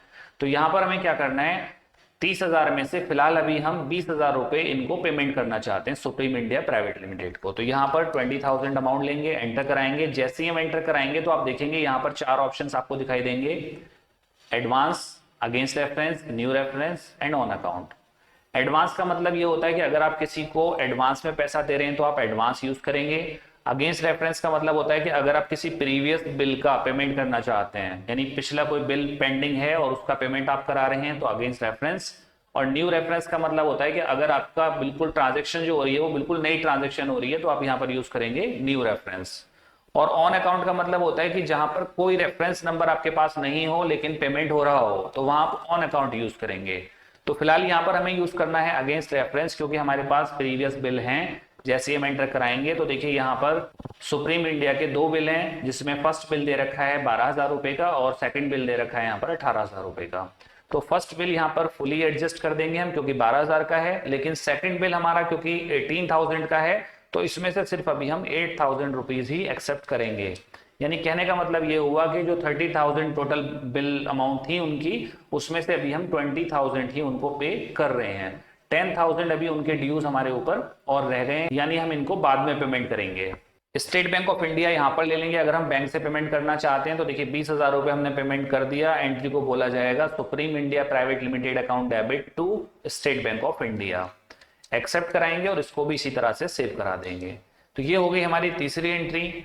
अगर हम किसी एक्सपेंस को करते हैं तो एक्सपेंस की एंट्री भी हम यहाँ पर लगा सकते हैं। वो किस तरह से लगाएंगे, देखिए मुझे यहाँ पर एक एंट्री पास करनी है एडवर्टाइजमेंट की। एडवर्टाइजमेंट एक एक्सपेंस होता है और 5,000 रुपए हम एडवर्टाइजमेंट का अर्नब पब्लिशर को पेमेंट करना चाहते हैं। तो उसके लिए देखिए यहाँ पर एडवर्टाइजमेंट का कोई लेजर पहले से बना हुआ नहीं है। अगर आप यही हाथ के हाथ अगर एक लेजर बनाना चाहते हैं तो ऑल्ट सी कीबोर्ड से प्रेस करेंगे। ऑल्ट सी प्रेस करते ही आप देखेंगे एक नया लेजर ओपन हो जाएगा यहाँ पर, और यहाँ आप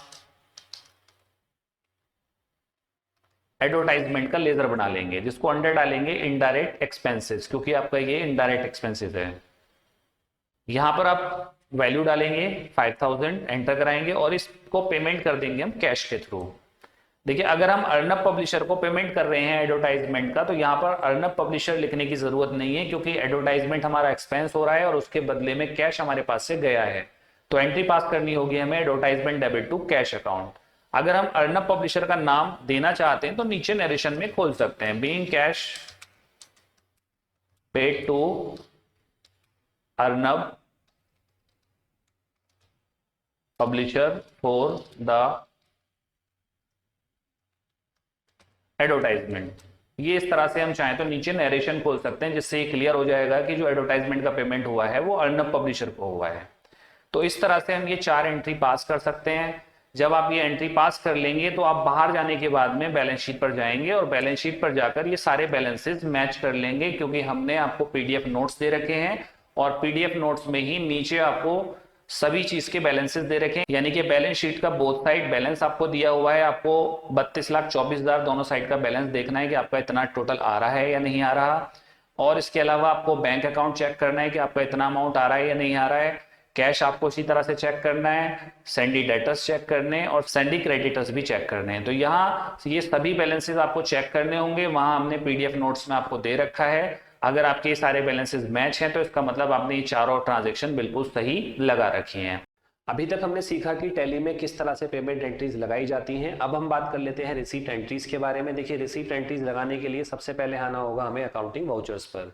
अकाउंटिंग वाउचर में आपको सबसे ऊपर पेमेंट वाउचर टाइप ओपन दिखाई दे रहा है। अगर आप पेमेंट की जगह रिसीप्ट पर जाना चाहते हैं तो यहाँ पर क्लिक कर सकते हैं, या कीबोर्ड से शॉर्टकट यूज करेंगे F6। जैसे ही आप F6 यूज करेंगे आप देखेंगे यहाँ पर वाउचर टाइप आपका ओपन हो जाएगा रिसीप्ट। रिसीप्ट वाउचर टाइप पे हम उन ट्रांजेक्शन्स को लगाते हैं जब हम किसी पार्टी से पैसा रिसीव करते हैं। तो देखिए यहाँ पर एक एंट्री हम ले लेते हैं। सबसे पहले हम देखिए यहाँ पर डेट चेंज कर लेते हैं। F2 कमांड यूज करके हम यहाँ डेट चेंज कर सकते हैं। हमने यहाँ पर डेट दे दी 2 अप्रैल। 2 अप्रैल में हम ट्रांजेक्शन लगाना चाहते हैं और हम पैसा रिसीव कर रहे हैं ग्लोब इन्फोसिस से। ग्लोब इन्फोसिस यहाँ पर एक पार्टी है, उन पर हमारे ड्यूज हैं 31,000 रुपए और वो 31,000 रुपए हम उनसे रिसीव करना चाहते हैं। तो देखिए यहाँ पर हमने 31,000 रुपए उनसे रिसीव किए हैं। जैसे मैं एंटर कराऊंगा तो यहाँ 4 ऑप्शन दिखाई देंगे: advance, against reference, new reference, on account. Advance reference का मतलब होता है कि अगर किसी पार्टी को आप पैसा एडवांस में देना चाहते हैं या पैसा एडवांस में आप किसी पार्टी से रिसीव कर रहे हैं तो आप यूज करेंगे एडवांस रेफरेंस। और अगेंस्ट रेफरेंस वहां यूज किया जाता है जहां पर किसी प्रीवियस बिल का भुगतान किया जा रहा हो, यानी कोई पिछला बिल है और उसका पेमेंट अब किया जा रहा है तो आप अगेंस्ट रेफरेंस यूज करेंगे। न्यू रेफरेंस हम जब यूज करते हैं जब हमें कोई नई ट्रांजेक्शन करनी होती है। ऑन अकाउंट का यूज हम करते हैं कि जब हमारे पास कोई भी रेफरेंस नंबर नहीं होता है तब हम यूज करते हैं ऑन अकाउंट। तो यहाँ पर देखिए हमें यूज करना होगा अगेंस्ट रेफरेंस, क्योंकि प्रीवियस बिल है हमारे, जो ग्लोब इन्फोसिस को हमने माल बेचा था उसका पैसा हम रिसीव कर रहे हैं 31,000 रुपए। जैसे मैं एंटर कराऊंगा तो देखिए यहाँ पर 2 बिल मुझे दिखाई देंगे। एक बिल है 12,000 रुपए का, यानी कि 12,000 रुपए का गुड्स हमने उनको अलग सेल किया है और 19,000 रुपए का गुड्स हमने उसको अलग सेल किया है। तो यहाँ पर हमें दोनों ही बिल ये एडजस्ट कराने होते हैं। पहले 12,000 का बिल एडजस्ट कराएंगे और उसके बाद 19,000 रुपए का बिल एडजस्ट कराकर और यहाँ पर स्टेट बैंक ऑफ इंडिया में पैसा हम रिसीव कर लेंगे। तो इस एंट्री का मतलब ये होता है कि हमने बैंक अकाउंट में पैसा रिसीव कर लिया है 31,000 रुपए और ग्लोब इन्फोसिस ने हमें पैसा दिया है, तो ये रिसीव की एंट्री हो जाएगी। लेकिन यहाँ पर आप देखिए कि डेबिट आइटम नीचे है और क्रेडिट आइटम आपको ऊपर दिखाई दे रहा है। तो रिसीप्ट में बस यही होता है कि जिस पार्टी से पैसा रिसीव कर रहे हैं उस पार्टी का नाम आपको ऊपर दिखाई देगा और अगर पैसा आप रिसीव कर रहे हैं बैंक में या कैश में वो आपको नीचे दिखाना होता है। रूल वही रहते हैं। आप जब किसी पार्टी से पैसा रिसीव करते हैं तो आपको एंट्री लगानी होती है cash account debit to party या bank account debit to party. तो देखिए एंट्री वही है, bank account debit to party के नाम से ये एंट्री है, यानी कि बैंक अकाउंट हो गया स्टेट बैंक ऑफ इंडिया और पार्टी हो गई यहाँ पर ग्लोब इन्फोसिस। तो ग्लोब इन्फोसिस से हमने यहाँ पर पैसा रिसीव कर लिया है 31,000 रुपए। इसको एंटर कर देंगे। यहाँ पर अगर कोई चेक वगैरह है तो चेक की डिटेल हम डाल सकते हैं, नहीं तो हम इसको यहाँ से सेव करा सकते हैं। तो ये हमें इस तरह से एक रिसीप्ट की एंट्री लगा देनी है। देखिए एक और एंट्री हम लगा लेते हैं। यहाँ पर हम पैसा रिसीव कर रहे हैं रॉय इन्फोटेक से। देखिए रॉय इन्फोटेक एक पार्टी है, इनसे हम पैसा रिसीव कर रहे हैं 30,000 रुपीज। तो 30,000 हमने यहाँ अमाउंट डाला। जैसे ही एंटर कराया तो आप देखेंगे यहाँ भी हमें वही काम करना है कि हम अगेंस्ट रेफरेंस यूज करेंगे, क्योंकि उनके प्रीवियस बिल हैं जिसका हम पैसा रिसीव कर रहे हैं। तो 18,000 रुपए हमने रिसीव किया है एक बिल का और बाकी दूसरे बिल का हमने 12,000 रुपए रिसीव किया है। टोटल मिलाकर 30,000 रुपए हमने रिसीव कर लिए हैं और उसको हाथ के हाथ हमने अपने बैंक अकाउंट में स्टेट बैंक ऑफ इंडिया में जमा करा दिया है उसको। तो ये एंट्री आपकी इस तरह से पास हो जाएगी। तो ये 2 एंट्री हमने लगाई जिसमें हमने पैसा रिसीव किया है पार्टीज से। देखिए एक और एंट्री हम लेते हैं। यहाँ पर हमने एनएससी का इन्वेस्टमेंट किया था। अगर हम शुरू में चलें, बाहर आ जाएं और बैलेंस शीट में आके देखें तो देखिए यहाँ पर हमने इन्वेस्टमेंट का रखा था एनएससी का 75,000 का। तो ये 75,000 हमें मैच्योर्ड होकर मिले हैं और इसकी मैच्योरिटी वैल्यू जो है वो मिली है 1 लाख रुपए। तो वो 1,00,000 रुपए की ट्रांजेक्शन हमें कैसे दिखानी है और उसको हमें अपने बैंक अकाउंट में डिपॉजिट भी दिखाना है। मतलब 75,000 रुपए के हमें 1,00,000 रुपए होकर मिले हैं और उसको हमने अपने बैंक अकाउंट में जमा करा दिया है।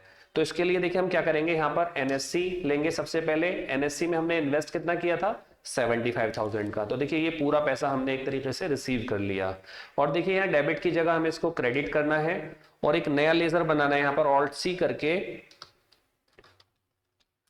इंटरेस्ट ऑन एनएससी, यानी एनएससी पर हमें इंटरेस्ट मिल रहा है और उसको अंडर हम डालेंगे यहाँ पर इनडायरेक्ट इनकम। ये हमारी इनकम है और यहाँ इनकम जो हमारी जनरेट हुई है वो हुई है 25,000 और टोटल पैसा स्टेट बैंक ऑफ इंडिया में जो हमने जमा कराया है वो है 1,00,000 रुपए। यहाँ एंटर करा जाएंगे तो आप देखेंगे इसमें क्या हुआ है कि 1,00,000 रुपए आपको बैंक अकाउंट में रिसीव हो गया है, जिसमें 75,000 रुपए आपको एनएससी के मिले हैं और जो 25,000 रुपए आपको एनएससी पे एक्स्ट्रा मिले हैं वो आपका इंटरेस्ट है। तो देखिए जैसे हम इस एंट्री को एक्सेप्ट कराएंगे तो आप बाहर आकर देखेंगे और यहाँ बैलेंस शीट पर जाएंगे और यहाँ बैलेंस शीट में अगर आप इन्वेस्टमेंट साइड देखेंगे तो आपका इन्वेस्टमेंट यहाँ खत्म हो गया है और उधर साइड पीएनएल अकाउंट के अंदर आपकी इनडायरेक्ट इनकम साइड में यहाँ अगर आप देखेंगे तो 25,000 रुपए आपकी इनकम जनरेट हो गई है। तो ये हमें एंट्री को इस तरह से दिखाना था कि जिसमें हमने टोटल जो हमारा इन्वेस्टमेंट था वो हमें पैसा पूरा मिल गया है और जो 25,000 रुपए हमें इंटरेस्ट मिलना था वो हमने यहाँ पर पीएनएल अकाउंट के अंदर एडजस्ट उसको कर दिया है। तो इस तरह से ये हम अलग अलग टाइप की रिसीप्ट की एंट्रियां लगा सकते हैं। और एक एंट्री ले लेते हैं, मान लीजिए हमने किसी भी पार्टी से कोई लोन ले रखा है या किसी बैंक से कोई लोन लिया है और वो लोन हमने अपने बैंक अकाउंट में जमा करा दिया है, यानी किसी पार्टी से या किसी भी बैंक से हमने लोन लिया और उसको हाथ के हाथ बैंक अकाउंट में जमा करा दिया। तो उसके लिए एक लेजर बना लेते हैं। यहां पर हम लोन ले लेते हैं, लोन हमने लिया है कुणाल से। कुणाल एक पार्टी है, उनसे हमने कुछ पैसा उधार ले लिया है तो हम इसको अंडर डालेंगे अनसिक्योर्ड लोन, क्योंकि देखिए अगर किसी बैंक से हम कोई लोन लेते हैं तो वो हमारा सिक्योर्ड लोन में जाता है, उसका जो ग्रुप हमें डालना होता है सिक्योर्ड लोन, और अगर हम किसी पर्सन से लोन लेते हैं तो वो जाता है अनसिक्योर्ड लोन में। तो इसको अनसिक्योर्ड लोन में डाल देना है और यहाँ पर जो हम लोन ले रहे हैं वो टोटल 2,00,000 रुपए का लोन ले रहे हैं। तो 2,00,000 रुपए अमाउंट हमने यहाँ दिया और उस लोन को हाथ के हाथ हमने अपने बैंक अकाउंट में जमा करा दिया। तो ये देखिए इस तरह से हमने ट्रांजैक्शन लगाई। इसका मतलब हुआ कि bank account debit to loan from Kunal, यानी बैंक अकाउंट में पैसा ट्रांसफर हो चुका है, 2,00,000 रुपए हमने पैसा रिसीव किया और उसको हाथ के हाथ अपने बैंक अकाउंट में जमा करा दिया और उधर हमारा जो है वो लोन लायबिलिटी हमारे ऊपर 2,00,000 की बन गई है। तो इस तरह से ये ट्रांजेक्शन हम लगाएंगे और उसके बाद बाहर आने के बाद में यहाँ बैलेंस शीट पर पहुंचेंगे। बैलेंस शीट में ऑल्ट F1 से हम डिटेल में जाएंगे और चाहे तो यहाँ पर अपने ये सारे जो बैलेंसेस हैं उनको चेक कर सकते हैं। तो बैलेंसेस को चेक करने के लिए मैंने आपको पीडीएफ नोट्स दे रखे हैं, वहां से आप सभी बैलेंसेस को चेक कर सकते हैं। जैसे कि यहाँ पर क्रेडिटर्स हैं तो क्रेडिटर्स हमारे कितने हैं, डेटर्स हमारे कितने हैं, कैश कितना है, बैंक कितना है, ये सारे बैलेंसेस मैंने आपको पीडीएफ नोट्स के अंदर दिए हुए हैं। यानी हर 4-4, 5-5 ट्रांजेक्शन्स के बाद में मैंने आपको बैलेंसेस दे रखे हैं, वो बैलेंसेस आप मिला सकते हैं। अगर आपके बैलेंसेस सारे मैच हैं तो इसका मतलब आपने बिल्कुल सही ट्रांजैक्शंस की हैं, और अगर आपका बैलेंसेस मैच नहीं है तो इसका मतलब आपने कहीं ना कहीं कोई ग्रुप गलत डाला है या कोई ट्रांजैक्शन गलत आपने पोस्ट कर दी है। इसके बाद अब हम बात कर लेते हैं कॉन्ट्रा एंट्रीज के बारे में। अकाउंटिंग वाउचर्स में जाने के बाद आप देखेंगे तो सबसे पहले आपको यहाँ पर वाउचर टाइप ओपन दिखाई दे रहा है पहले से, पेमेंट वाउचर टाइप। अगर हम पेमेंट की जगह कॉन्ट्रा में जाना चाहते हैं तो उसके लिए आपको F4 प्रेस करना है। F4 प्रेस करते ही आप देखेंगे यहाँ पर कॉन्ट्रा वाउचर टाइप आपका ओपन हो जाएगा। कॉन्ट्रा में हम उन ट्रांजैक्शंस को लगाते हैं जो बैंक टू कैश या कैश टू बैंक ट्रांजैक्शंस होते हैं। इसीलिए अगर आप देखेंगे तो यहाँ पर आपको कैश, बैंक ओवरड्राफ्ट और स्टेट बैंक ऑफ इंडिया के लेजर दिखाई दे रहे हैं, और जितने भी पार्टीज के लेजर्स और एक्सपेंसेस के लेजर्स होते हैं वो आपको यहाँ पर दिखाई नहीं दे रहे हैं। अगर हम यहीं पर F5 कमांड यूज करेंगे तो आप देखेंगे यहाँ पर देखिए कितने सारे आपको ये लेजर्स दिखाई दे रहे हैं, लेकिन F4 में पहुंचेंगे तो यहाँ सिर्फ बैंक और कैश के लेजर आपको दिखाई देंगे, क्योंकि यहाँ पर सिर्फ हम वही ट्रांजेक्शन्स लगा सकते हैं जो कैश और बैंक से रिलेटेड है। तो फर्स्ट ट्रांजेक्शन हम यहाँ पर लगाएंगे बैंक से पैसा निकालने की। अगर हम बैंक से पैसा निकालते हैं तो ट्रांजेक्शन लगती है cash account debit to bank account, यानी कैश डेबिट होगा और बैंक अकाउंट आपका क्रेडिट होगा। लेकिन यहाँ पर क्रेडिट आइटम आपको ऊपर देना है, तो देखिए यहाँ पर आप स्टेट बैंक ऑफ इंडिया लेंगे और यहाँ पर अमाउंट डाल देंगे 15,000, एंटर कराएंगे। यहाँ पर आप चेक की डिटेल देना चाहें, चेक से रिलेटेड कुछ हो तो वो दे सकते हैं, नहीं तो आगे बढ़ जाएंगे। ये आपकी ट्रांजेक्शन हो जाएगी। Cash account debit to bank account आप इसको बोलोगे एंट्री को, यानी बैंक से अगर आपने पैसा निकाला है तो आपको ये ट्रांजेक्शन यहाँ पर लगानी है। अगर आप डेट चेंज करना चाहें तो इसके लिए मैं आपको पिछली वीडियो में बता चुका हूँ, आपको शॉर्टकट यूज करना है F2 और यहाँ पर जो भी आप डेट डालना चाहें वो डेट डाल सकते हैं, तो वो डेट आपकी यहाँ पर आने लगेगी। इस तरह से आप एक कैश विड्रॉ करने की ट्रांजेक्शन लगा सकते हैं। अगर हम बैंक में पैसा डिपॉजिट करते हैं, डिपॉजिट की ट्रांजेक्शन लगाना चाहते हैं, पैसा जमा करने की ट्रांजेक्शन लगाना चाहते हैं, तो हमें क्या करना होगा, bank account debit to cash account transaction यहाँ पर लगानी होगी। बैंक अकाउंट डेबिट का मतलब ये कि डेबिट आइटम आपको नीचे लेना होगा और क्रेडिट आइटम आपको ऊपर लेना होगा। तो इसका मतलब यहाँ ऊपर हम कैश यूज करेंगे और यहाँ पर अमाउंट डालेंगे, एंटर कराएंगे और देखिए यहाँ पर हमने बैंक अकाउंट नीचे ले लिया है। जैसे ही हम एंटर कराएंगे तो ये हमारी ट्रांजेक्शन हो जाएगी, यानी इसको बोलेंगे हम bank account debit to cash account, यानी बैंक में हमने पैसा डिपॉजिट किया है, ये उसकी ट्रांजेक्शन है। जैसे ही आप एंटर कराएंगे तो देखिए जब आपने डिपॉजिट किया होगा तो वहां पर आपने कितने कितने रुपए के नोट वहां पर उनको दिए हैं वो आप यहाँ पर शो कर सकते हैं। जैसे 5000 है तो उसमें मान लीजिए जो 2 नोट हैं वो 2-2000 के हैं और बाकी 2 नोट 500 के हैं, तो आप यहाँ पर इस तरह से दे सकते हैं। टोटल अमाउंट देखेंगे यहाँ पर आपका 5000 अमाउंट आ जाएगी, एंटर कराएंगे और इसको एक्सेप्ट करा देंगे। तो ये बैंक में डिपॉजिट करने की एक ट्रांजेक्शन हमने लगा दी। इसी तरह अगर हम किसी न्यू बैंक के अंदर एक अकाउंट ओपन कराते हैं तो उसकी भी ट्रांजेक्शन आपको कॉन्ट्रा में ही लगानी होगी। मान लीजिए यहाँ पर हम एक यूटीआई बैंक में अपना अकाउंट ओपन कराते हैं, उसकी ट्रांजेक्शन लगाना चाहते हैं, तो देखिए मैंने बताया आपको जब हम बैंक में चाहे अकाउंट ओपन कराएं या हम बैंक में पैसा डिपॉजिट कराएं उसकी ट्रांजेक्शन सेम होती है। तो अगर हम 10,000 रुपए से एक बैंक में अकाउंट खुलवा रहे हैं यूटीआई बैंक में, तो आपको एंट्री पास करनी होगी UTI bank account debit to cash account, क्योंकि देखिए यहाँ पर क्रेडिट आइटम ऊपर है तो फिर आपको क्या लेना है, यहाँ पर कैश ले लेना है, अमाउंट डालना है 10,000, एंटर कराना है और यहाँ पर अब हम स्टेट बैंक की जगह पर एक नया लेजर बनाएंगे। उसके लिए कीबोर्ड से शॉर्टकट यूज करेंगे Alt C। Alt C से होता है ऑनलाइन क्रिएशन और यहाँ पर एक नया बैंक अकाउंट बनाएंगे यूटीआई बैंक और इसको अंडर डालेंगे हम यहाँ पर बैंक अकाउंट में, ठीक है। एंटर कराएंगे, इसको एक्सेप्ट करा देंगे। अगर हम बैंक की डिटेल देना चाहें, यानी कि बैंक का अकाउंट नंबर है हमारा वो डालना चाहें, IFSC कोड देना चाहें या बैंक का नेम और भी चीज़ें ब्रांच कोड वगैरह देना चाहें, वो सब हम यहाँ से दे सकते हैं और या इसको स्किप भी करा सकते हैं। तो ये हमने एक ट्रांजेक्शन लगाई। यहाँ पर भी देखिए जब हमने 10,000 रुपए से अपना बैंक अकाउंट ओपन कराया है तो हमने वहाँ उनको कितने कितने के नोट दिए वो हमें यहाँ पर शो करने होते हैं। मान लीजिए अगर 10,000 से हमने अकाउंट खुलवाया है तो हमने 500 के 20 नोट उनको दिए हैं, तो यहाँ पर आपका ये 10,000 रुपये वैल्यू आ जाएगी। जैसे ही आप एक्सेप्ट कराएंगे, इसको सेव कराएंगे तो ये एंट्री पास हो जाएगी यूटीआई बैंक में पैसा डिपॉजिट कराने की, यानी एक नया अकाउंट आपने ओपन अगर किया है यूटीआई बैंक में तो उसके लिए आपको ये ट्रांजेक्शन पास करनी होगी। इसी तरह से आप बैंक टू बैंक ट्रांसफर भी कर सकते हैं। अगर आप मान लीजिए यूटीआई बैंक से ट्रांसफर करना चाहते हैं स्टेट बैंक ऑफ इंडिया में, कुछ पैसा ट्रांसफर करना चाहते हैं, तो आपने यूटीआई से एसबीआई में ट्रांसफर किया तो एंट्री क्या पास होगी, SBI account debit to UTI. तो इसका मतलब यूटीआई आपको ऊपर लेना पड़ेगा क्रेडिट में और यहाँ पर अमाउंट देनी होगी 5,000, एंटर कराएंगे और यहाँ पर आपको क्या करना होगा, नीचे स्टेट बैंक ऑफ इंडिया देना होगा।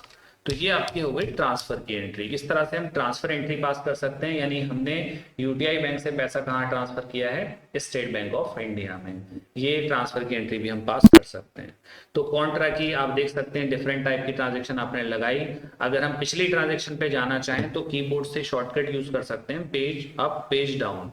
पेज अप यूज करने से आप प्रीवियस एंट्रीज पे चले जाएंगे और दोबारा से नेक्स्ट एंट्री पे आना है तो आप इस तरह से पेज डाउन यूज करेंगे। तो देखिए फर्स्ट एंट्री यहाँ पर जो हमने पास की थी वो थी cash account debit to bank account, यानी कि बैंक से पैसा निकाला था 15,000 रुपए। सेकेंड एंट्री में हमने क्या किया है, यहाँ पर बैंक अकाउंट में पैसा डिपॉजिट कराया है। थर्ड एंट्री में यूटीआई बैंक में एक अकाउंट ओपन कराया है और फोर्थ एंट्री के अंदर हमने ट्रांसफर किया है यूटीआई बैंक से पैसा स्टेट बैंक ऑफ इंडिया में। इतना वर्क करने के बाद आप बाहर आ जाएंगे। बाहर आने के बाद नीचे अगर बैलेंस शीट में देखेंगे तो यहाँ आपको ये सारे लेजर्स और ग्रुप वगैरह दिखाई देंगे।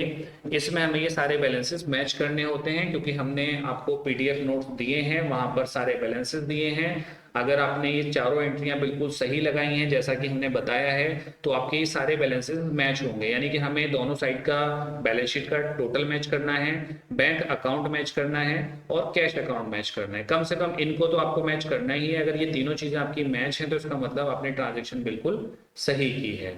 अब हम बात कर लेते हैं जनरल एंट्रीज के बारे में। देखिए, जनरल एंट्रीज लगाने के लिए सबसे पहले हमें जाना होगा अकाउंटिंग वाउचर्स पे। अकाउंटिंग वाउचर में जाने के बाद आपको सबसे पहले पेमेंट वाउचर टाइप ओपन दिखाई देगा। अगर यहीं से हमें जनरल वाउचर टाइप में जाना है तो कीबोर्ड से शॉर्टकट यूज करना है F7। F7 यूज करने पर जनरल वाउचर टाइप के अंदर आप एंटर कर जाएंगे। जनरल वाउचर टाइप के अंदर हम ट्रांजेक्शन लगाते हैं एडजस्टमेंट एंट्रीज। एडजस्टमेंट एंट्रीज के अलावा opening entries, closing entries, transfer entries and rectifying entries भी हम इसके अंदर ही पास करते हैं जनरल वाउचर टाइप में। तो देखिए, एक हम एडजस्टमेंट एंट्री यहाँ पर लगाएंगे, लेकिन उससे पहले हम चलते हैं बाहर। बाहर का मतलब हम जाएंगे सबसे पहले बैलेंस शीट पर।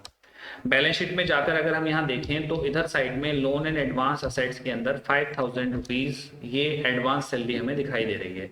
यानी हमने एक एम्प्लॉय को सैलरी एडवांस में दे रखी है 5000 रुपये, लेकिन वो अब हमें एडजस्ट करानी है उनकी सैलरी से। यानी हम सैलरी उनको अब पे नहीं करेंगे, एडजस्ट कराएंगे। तो एडजस्ट करने के लिए आपको आना पड़ेगा अकाउंटिंग वाउचर्स में और यहाँ पर एक एंट्री पास करनी होगी जिसमें आप सैलरी अकाउंट का एक लेजर बनाएंगे। ये यहाँ पर देखिए लेजर पहले से बना हुआ है। अगर आप लोगों के पास लेजर बना हुआ नहीं है तो आप Alt+C कमांड यूज करके एक नया लेजर क्रिएट कर सकते हैं सैलरी अकाउंट के नाम से, जिसको अंडर डालना होगा इनडायरेक्ट एक्सपेंसेस। मैं यहीं पर कंट्रोल एंटर करके दिखा देता हूँ आपको। कंट्रोल एंटर से होता है ऑनलाइन मॉडिफिकेशन, यानी आप चेक कर सकते हो कि सैलरी अकाउंट को हमने अंडर किस ग्रुप के अंदर डाल रखा है। तो यहाँ पर सैलरी अकाउंट को हम ग्रुप देंगे इनडायरेक्ट एक्सपेंसेस।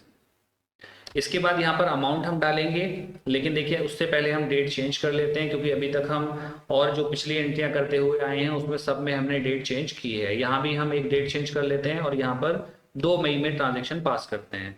यहाँ पर अमाउंट डालेंगे हम 5000 और नीचे यहाँ ले लेंगे हम एडवांस सैलरी।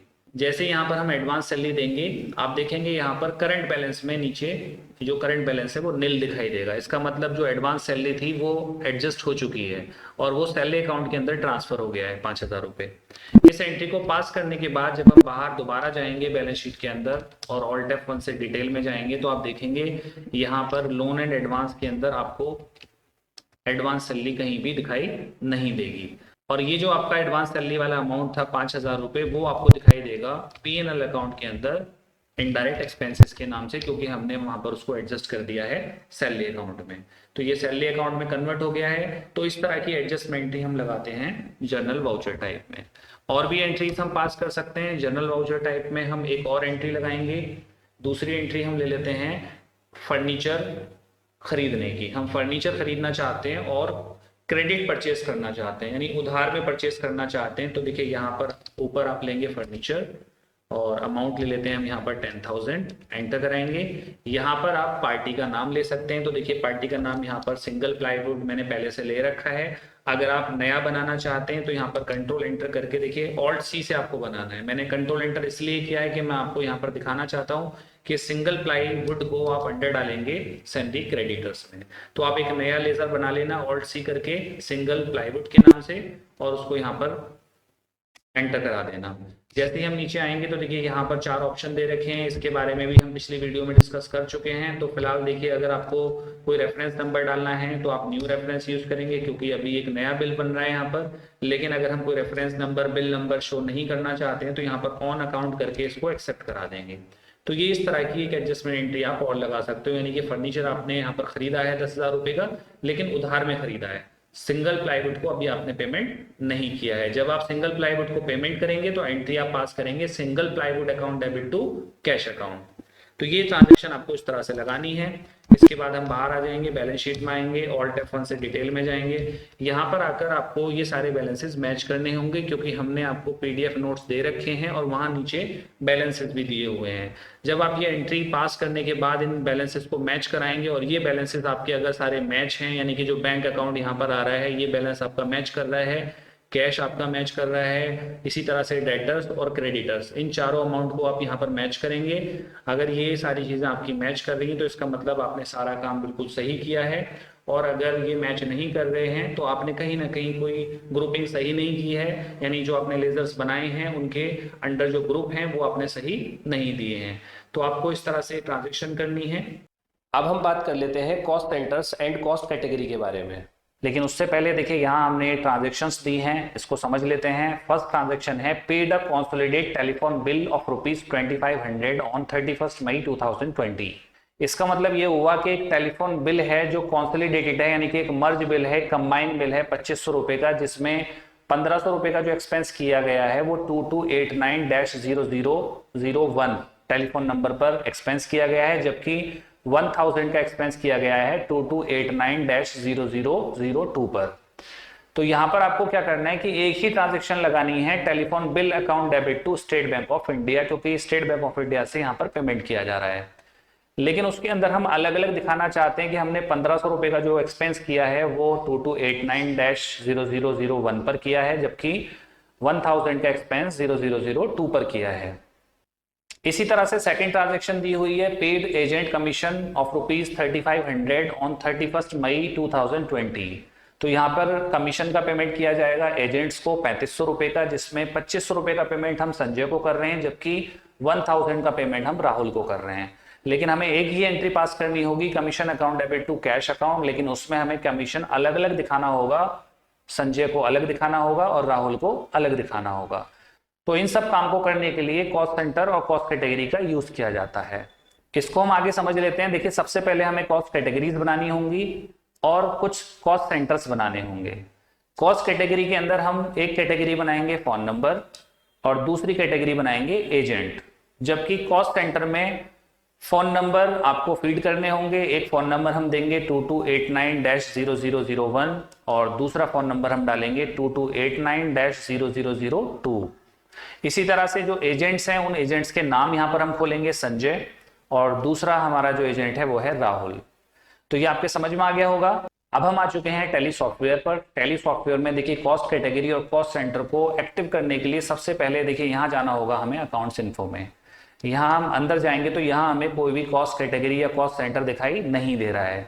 तो उसको एक्टिव करने के लिए यहीं पर हमें फीचर यूज करना होगा F11 फीचर में हम जाएंगे अकाउंटिंग फीचर्स में, और वहां आपको नीचे ऑप्शन दिखाई देगा मेंटेन कॉस्ट सेंटर। इस ऑप्शन को यहाँ से यस कर देना है, और इसी के साथ साथ एक नीचे ऑप्शन मिलेगा maintain more than 1 payroll cost category. इस ऑप्शन को भी यहाँ से यस कर देना है।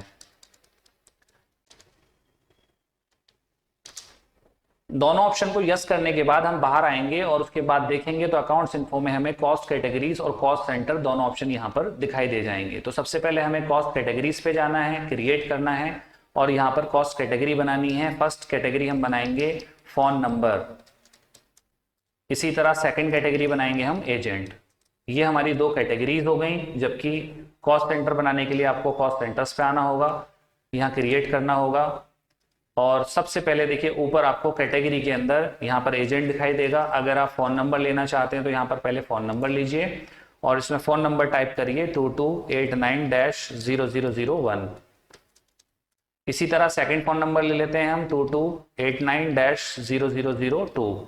तो ये दो फोन नंबर हमने यहाँ पर फीड कर दिए हैं। अब ऊपर जाएंगे, यहाँ पर देखिए इसको फोन नंबर को डिलीट करके देखेंगे तो आप यहाँ पर आपको एजेंट दिखाई देगा, एजेंट लेना है और एजेंट के नाम यहाँ पर आपको खोलने हैं। एक एजेंट का नाम हमने दे दिया कॉस्ट सेंटर में संजय और दूसरे एजेंट का नाम हमने ले लिया यहाँ पर राहुल। दो हमने यहाँ पर एजेंट बना दिए हैं। बाहर जाएंगे हम, एक बार दोबारा चेक करते हैं। देखिए कॉस्ट कैटेगरी में जाएंगे, अल्टर में जाएंगे तो यहाँ पर आपने दो कैटेगरी बनाई है, एजेंट और फोन नंबर।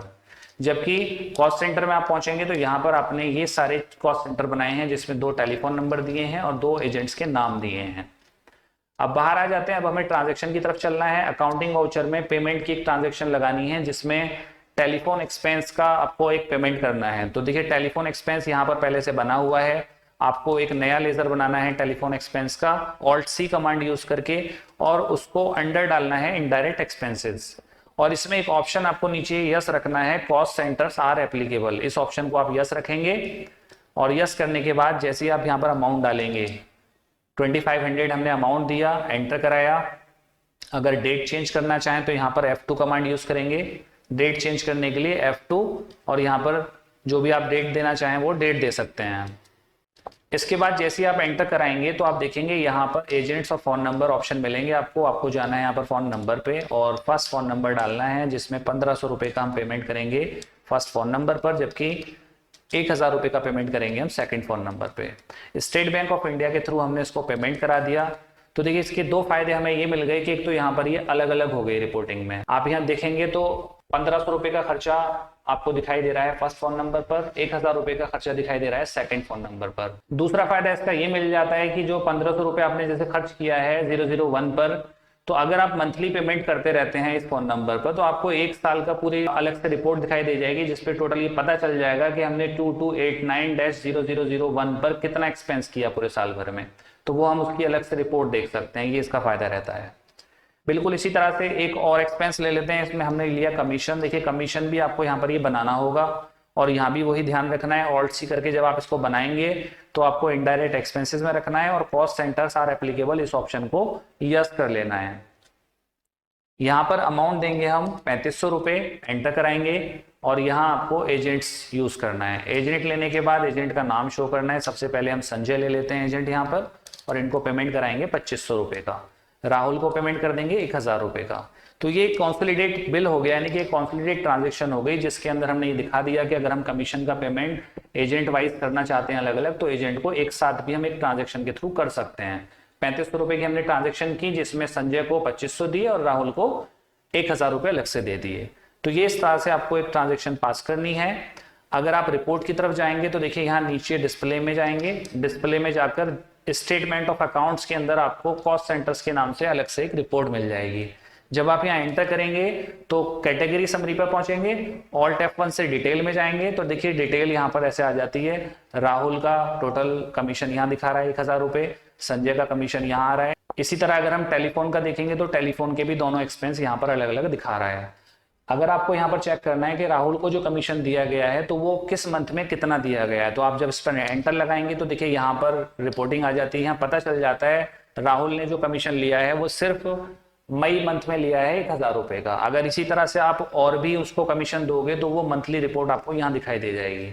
बिल्कुल इसी तरह से जब हम संजय पर जाएंगे तो संजय को जब अलग अलग टाइम पर कमीशन दिया जाएगा तो उसकी रिपोर्ट आपको यहाँ मिल जाएगी। और अगर फोन नंबर वाइज भी हम देखना चाहें कि एक टेलीफोन पर कितना खर्चा हुआ किस मंथ में, तो वो आपको सारी रिपोर्ट यहाँ पर दिखाई दे जाएगी। तो इस तरह से हम सारी रिपोर्ट इसकी चेक कर सकते हैं।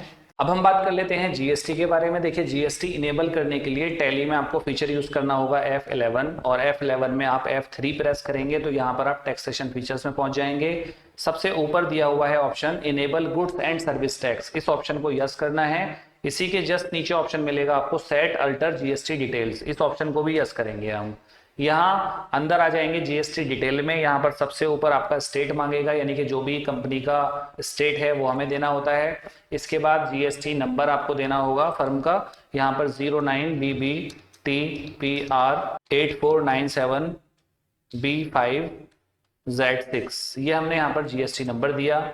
और उसके बाद में देखिए यहाँ पर एप्लीकेबल फ्रॉम, यानी किस डेट से एप्लीकेबल हो रहा है, यहाँ पर एप्लीकेबल डेट डालनी होती है, यानी ये वो डेट है जिस डेट पर जीएसटी इंडिया में फर्स्ट टाइम आया था, तो वो डेट हमने यहाँ पर एप्लीकेबल डेट डाल दी है। इसके बाद देखिए नीचे ऑप्शन मिलेंगे आपको set alter GST rate detail, तो रेट की डिटेल यहाँ पर हमें देने की जरूरत नहीं है, जीएसटी क्लासिफिकेशन की भी जरूरत नहीं है। और नीचे जो ऑप्शन दिया हुआ है इन तीनों ऑप्शन की हमें यहाँ पर यस करने की अभी कोई जरूरत नहीं है, क्योंकि हम जीएसटी का रेट सेट करेंगे प्रोडक्ट वाइज। तो इन तीनों ऑप्शन को हमें यहाँ पर नो रखना होता है।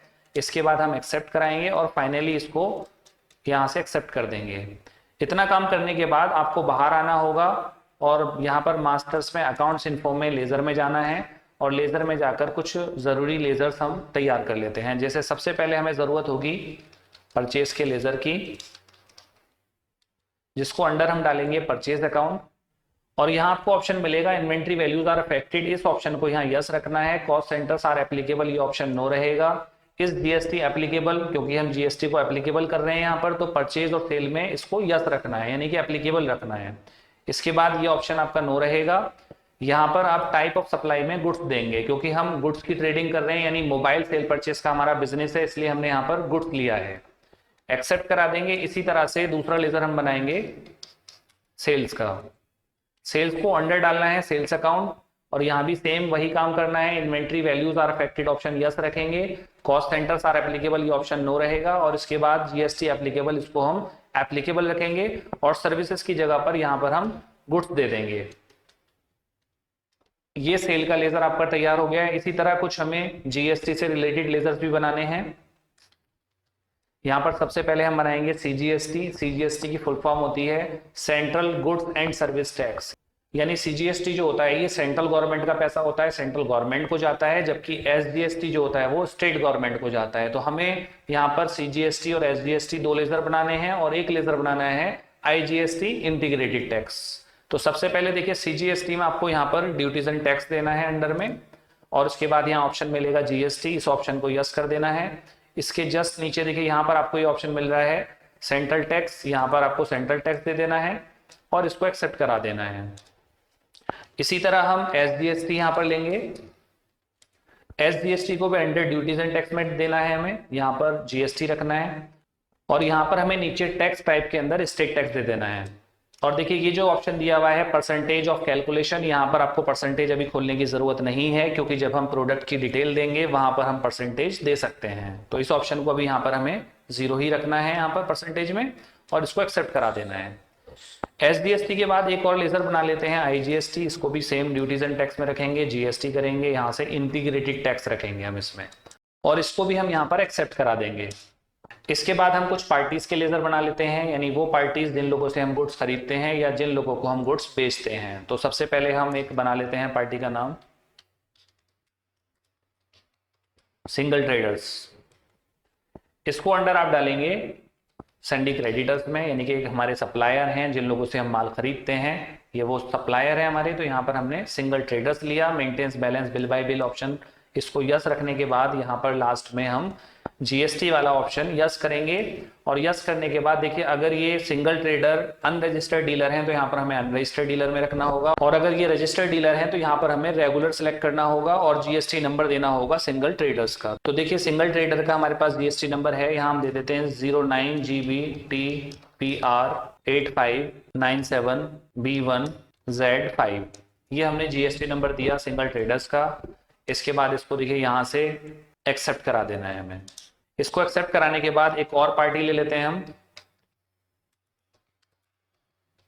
हिंदुस्तान प्राइवेट लिमिटेड, जिसको अंडर डालेंगे हम सैंडी क्रेडिटर्स, और यहाँ भी अगर इन पार्टी का हमारे पास जीएसटी नंबर है तो यहाँ इसको यस करेंगे, और रजिस्ट्रेशन टाइप में यहाँ भी हम रेगुलर रखेंगे, और यहाँ नीचे जीएसटी नंबर देना होगा 07। देखिए गलती हम पीछे करके आए हैं, क्योंकि ये पार्टी अगर हम दिल्ली की पार्टी लेते हैं तो देखिए यहाँ पर स्टेट का हमें ध्यान रखना पड़ेगा, हम यहाँ पर स्टेट दिल्ली सेलेक्ट करेंगे, यानी हिंदुस्तान प्राइवेट लिमिटेड जो है वो दिल्ली की पार्टी है, हम जो माल दिल्ली से खरीद के लाते हैं तो यहाँ पर दिल्ली सेलेक्ट करना है।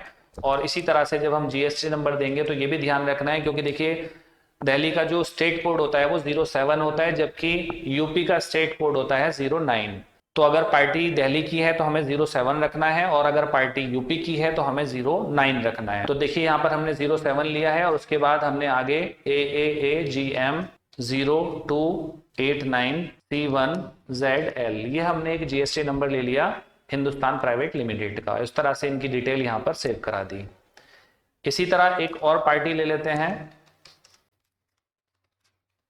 यहां हमने नाम दिया मनीष मोबाइल गैलरी।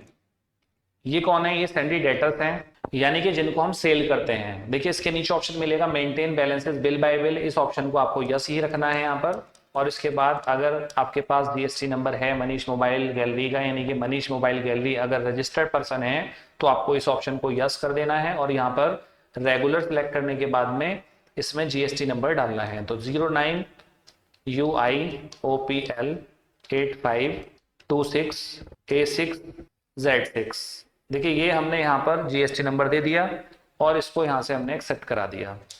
तो इस तरह से ही हमने कुछ पार्टीज के लेजर बनाए, ये आपके समझ में आ गए होंगे।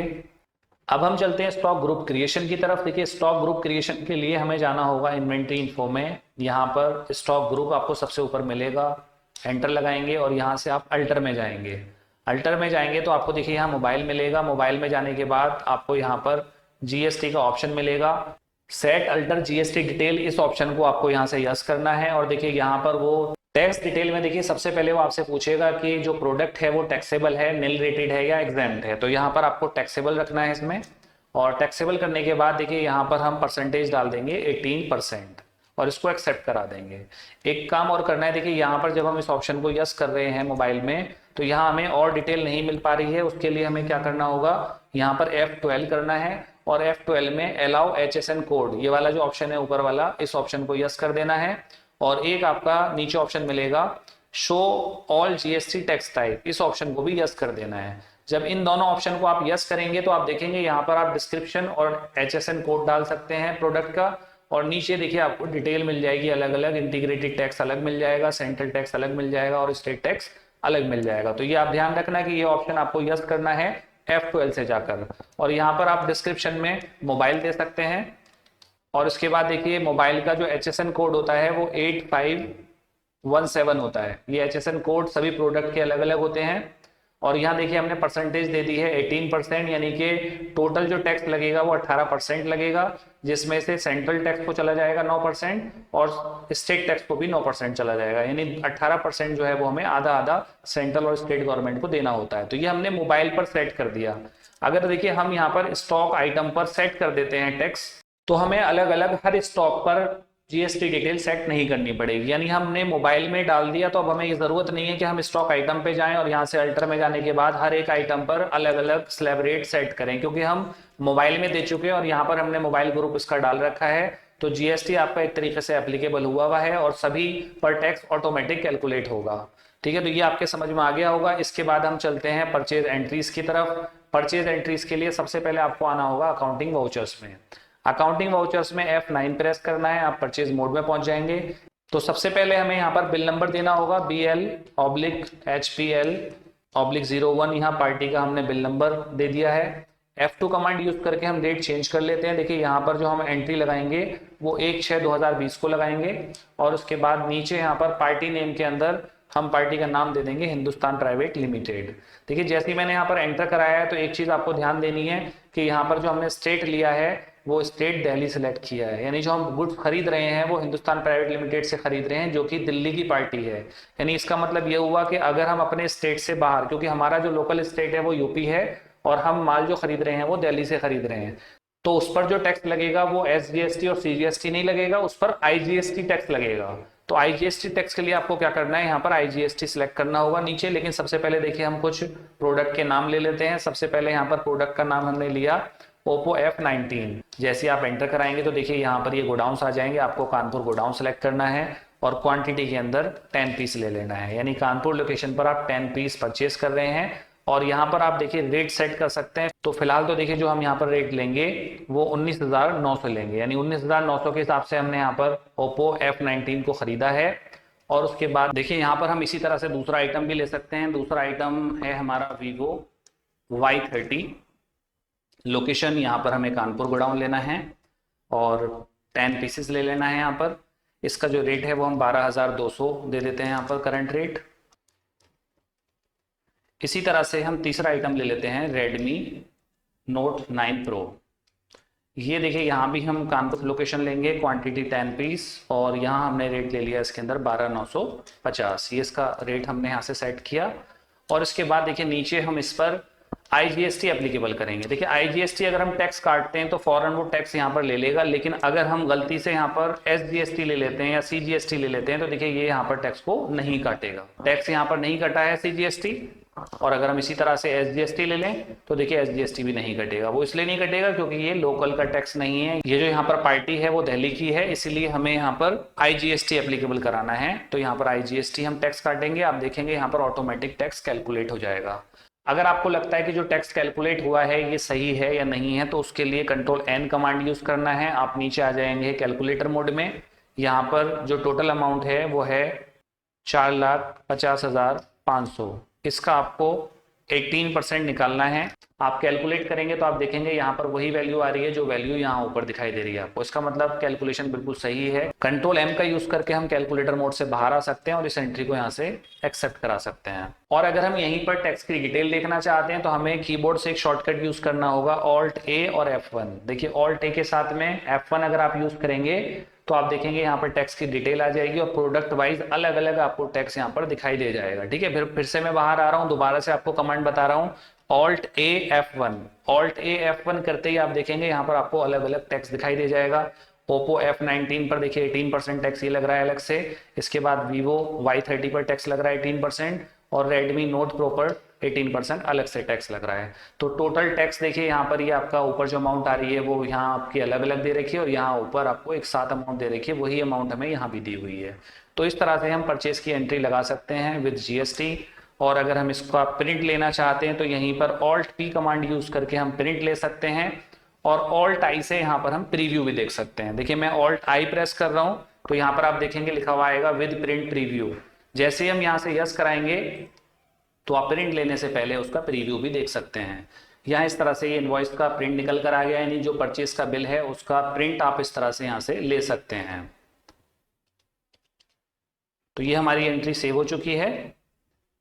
इसके बाद देखिए हम एक और एंट्री लगा लेते हैं परचेज की। यहाँ पर हम बिल नंबर देते हैं BL/ST/01, एंटर कराएंगे।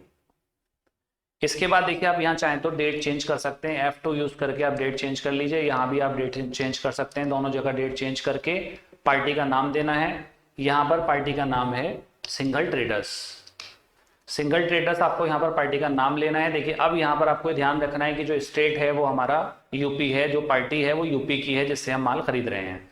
तो यहाँ पर CGST और SGST लगना है 99%, तो यहाँ ऑटोमेटिक कैलकुलेट करेगा वो। देखते हैं हम यहाँ पर सबसे पहले हमें आइटम डालना है Oppo F19 और यहाँ पर देखिए हम गोडाउन दे देते हैं इस बार गाजियाबाद, क्वांटिटी 5, रेट यहाँ पर हम देंगे 19,600 का हमने खरीदा है। दूसरा आइटम है Vivo Y30, यहाँ पर लोकेशन गाजियाबाद लेनी है, क्वांटिटी 5 पीस, रेट आ जाएगा 12,000। इसको भी यहाँ से एक्सेप्ट कर देना है।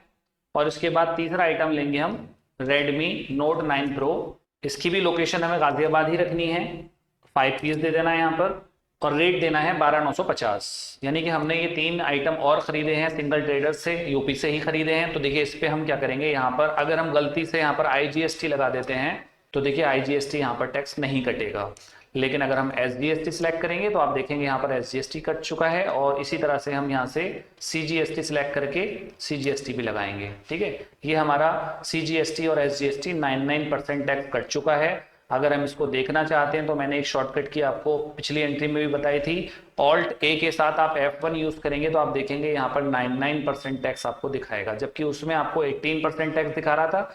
लेकिन अगर आप यहाँ पर देखेंगे तो आपको 99% टैक्स दिखाएगा, यानी कि CGST और SGST 99% लगता है, हाफ टैक्स होता है सेंट्रल गवर्नमेंट को चला जाता है और हाफ टैक्स जो है वो स्टेट गवर्नमेंट को जाता है, जबकि इंटीग्रेटेड टैक्स जो होता है वो पूरे का पूरा सेंट्रल गवर्नमेंट को जाता है और उसमें से कुछ अमाउंट जो है वो बाद में स्टेट गवर्नमेंट को मिलती है। तो ये इस तरह से आपके समझ में आ गया होगा। इसको हम यहाँ से अभी एक्सेप्ट नहीं किया था हमने, इसको एक्सेप्ट कर देते हैं। देखिए ये दोनों एंट्रियां हमारी हो चुकी हैं।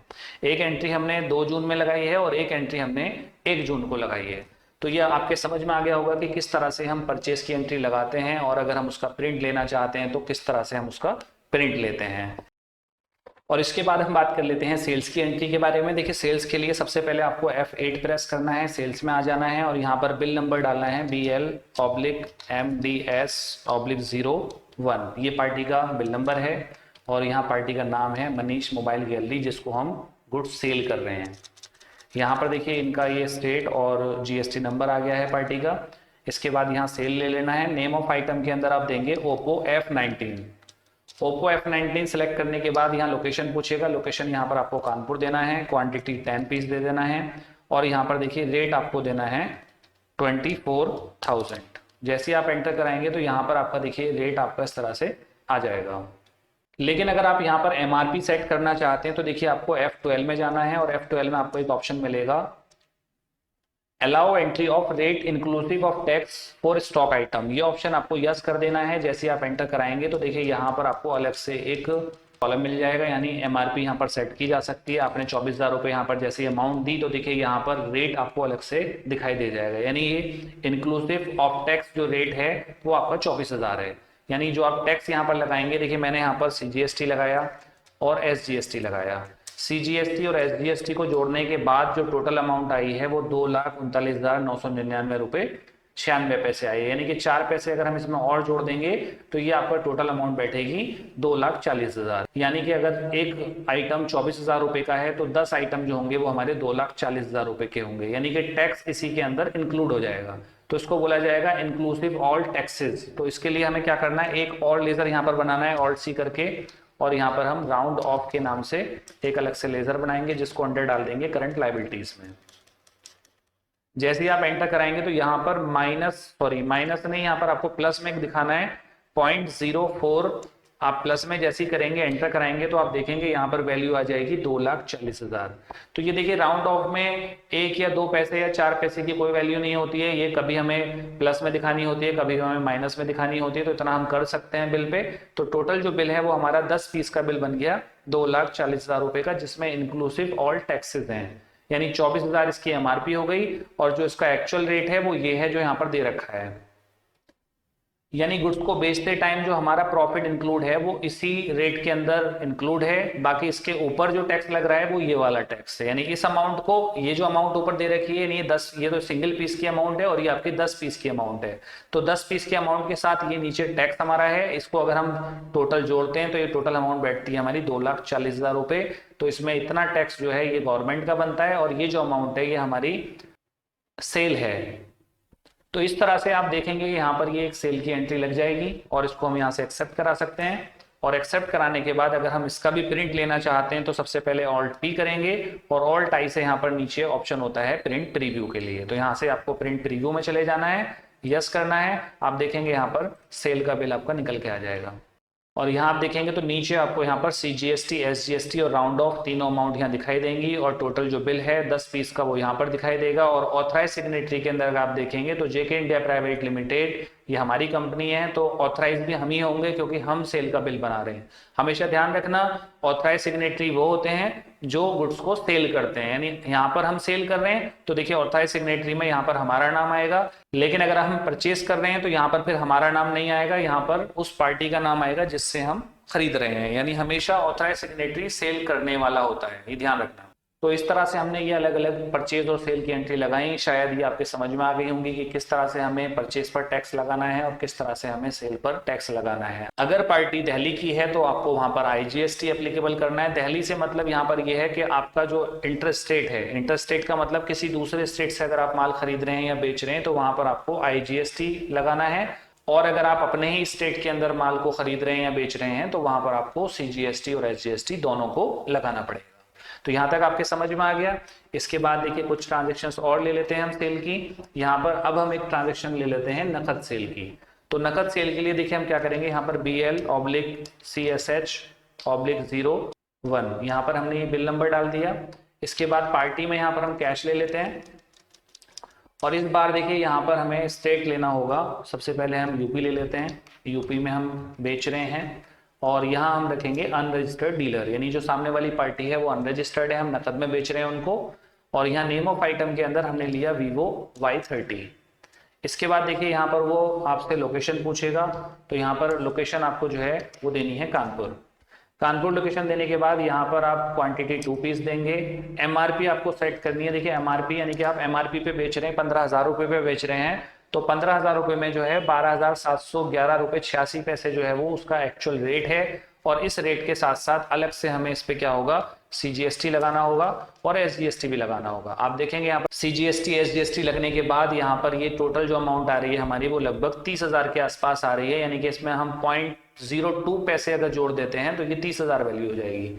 यानी अगर 15,000 एक पीस की कॉस्ट है तो 2 पीस की जो कॉस्ट होगी वो 30,000 हो जाएगी। तो यहाँ पर 30,000 वैल्यू आनी चाहिए। तो आप क्या करेंगे, यहाँ पर राउंड ऑफ में जाएंगे और यहाँ जाने के बाद में 0.02 ये इसमें राउंड ऑफ में डाल देंगे। आप देखेंगे यहाँ पर वैल्यू आ जाएगी आपकी 30,000। तो आपने देखा कि किस तरह से हमने यहाँ पर MRP सेट की, 15,000 रुपये MRP दी, 2 पीस दिए, तो 2 पीस की जो कॉस्ट है 15,000 के हिसाब से 30,000 आनी चाहिए, लेकिन जो उसका एक्चुअल रेट है वो 12,711 रुपये 86 पैसे है। यानी हमारा जो प्रॉफिट इंक्लूड है वो इसी के अंदर इंक्लूड है जो यहाँ पर दिया हुआ है। इसके बाद जो इस पे टैक्स है ये गवर्नमेंट का जाना होता है। तो टोटल मिलाकर 2 पीस हमने बेचे हैं 30,000 रुपए के। एक एंट्री और लगा लेते हैं कैश की। देखिए यहाँ पर हम क्या करेंगे, एक बिल नंबर डालेंगे BL/CSH/02 एंटर कराएंगे, और इसमें इस बार आइटम हम ले लेते हैं। सबसे पहले यहाँ कैश ले लेना है और अनरजिस्टर्ड रखेंगे यहाँ पर भी हम। स्टेट हम ले लेते हैं इस बार दिल्ली, यहाँ पर दिल्ली सेलेक्ट कर लेंगे, अनरजिस्टर्ड डीलर देंगे और नेम ऑफ आइटम के अंदर इस बार हमने लिया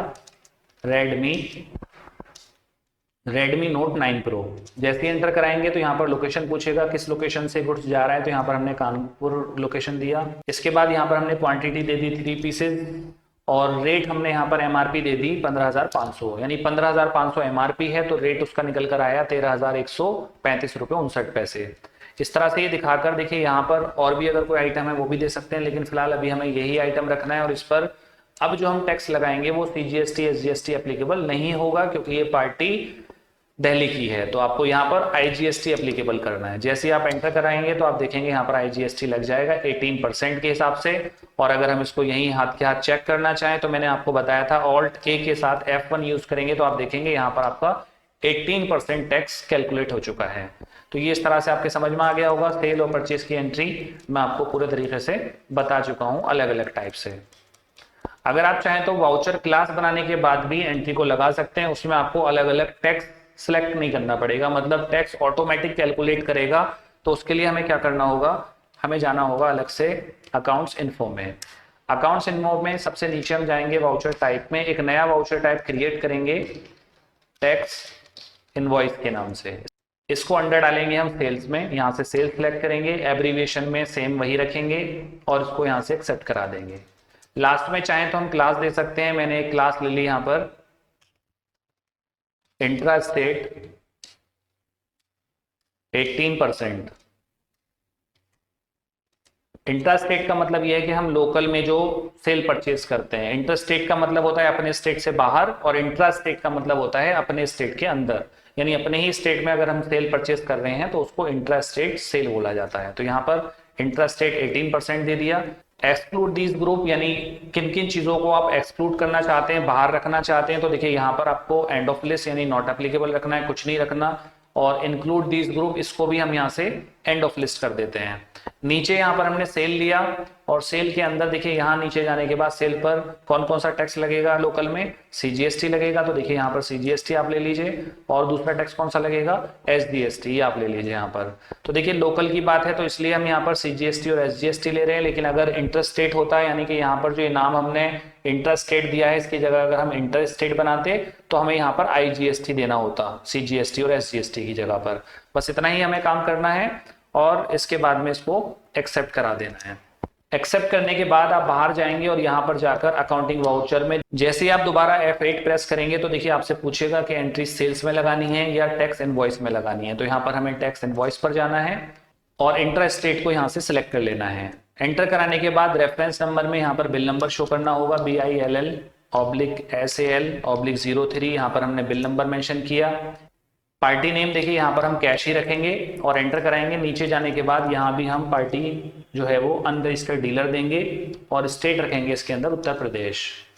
यहाँ हमें आइटम दे देना है ओप्पो F19। लोकेशन यहाँ पर देखिए हम कानपुर देंगे और क्वांटिटी दे देंगे 2 पीस।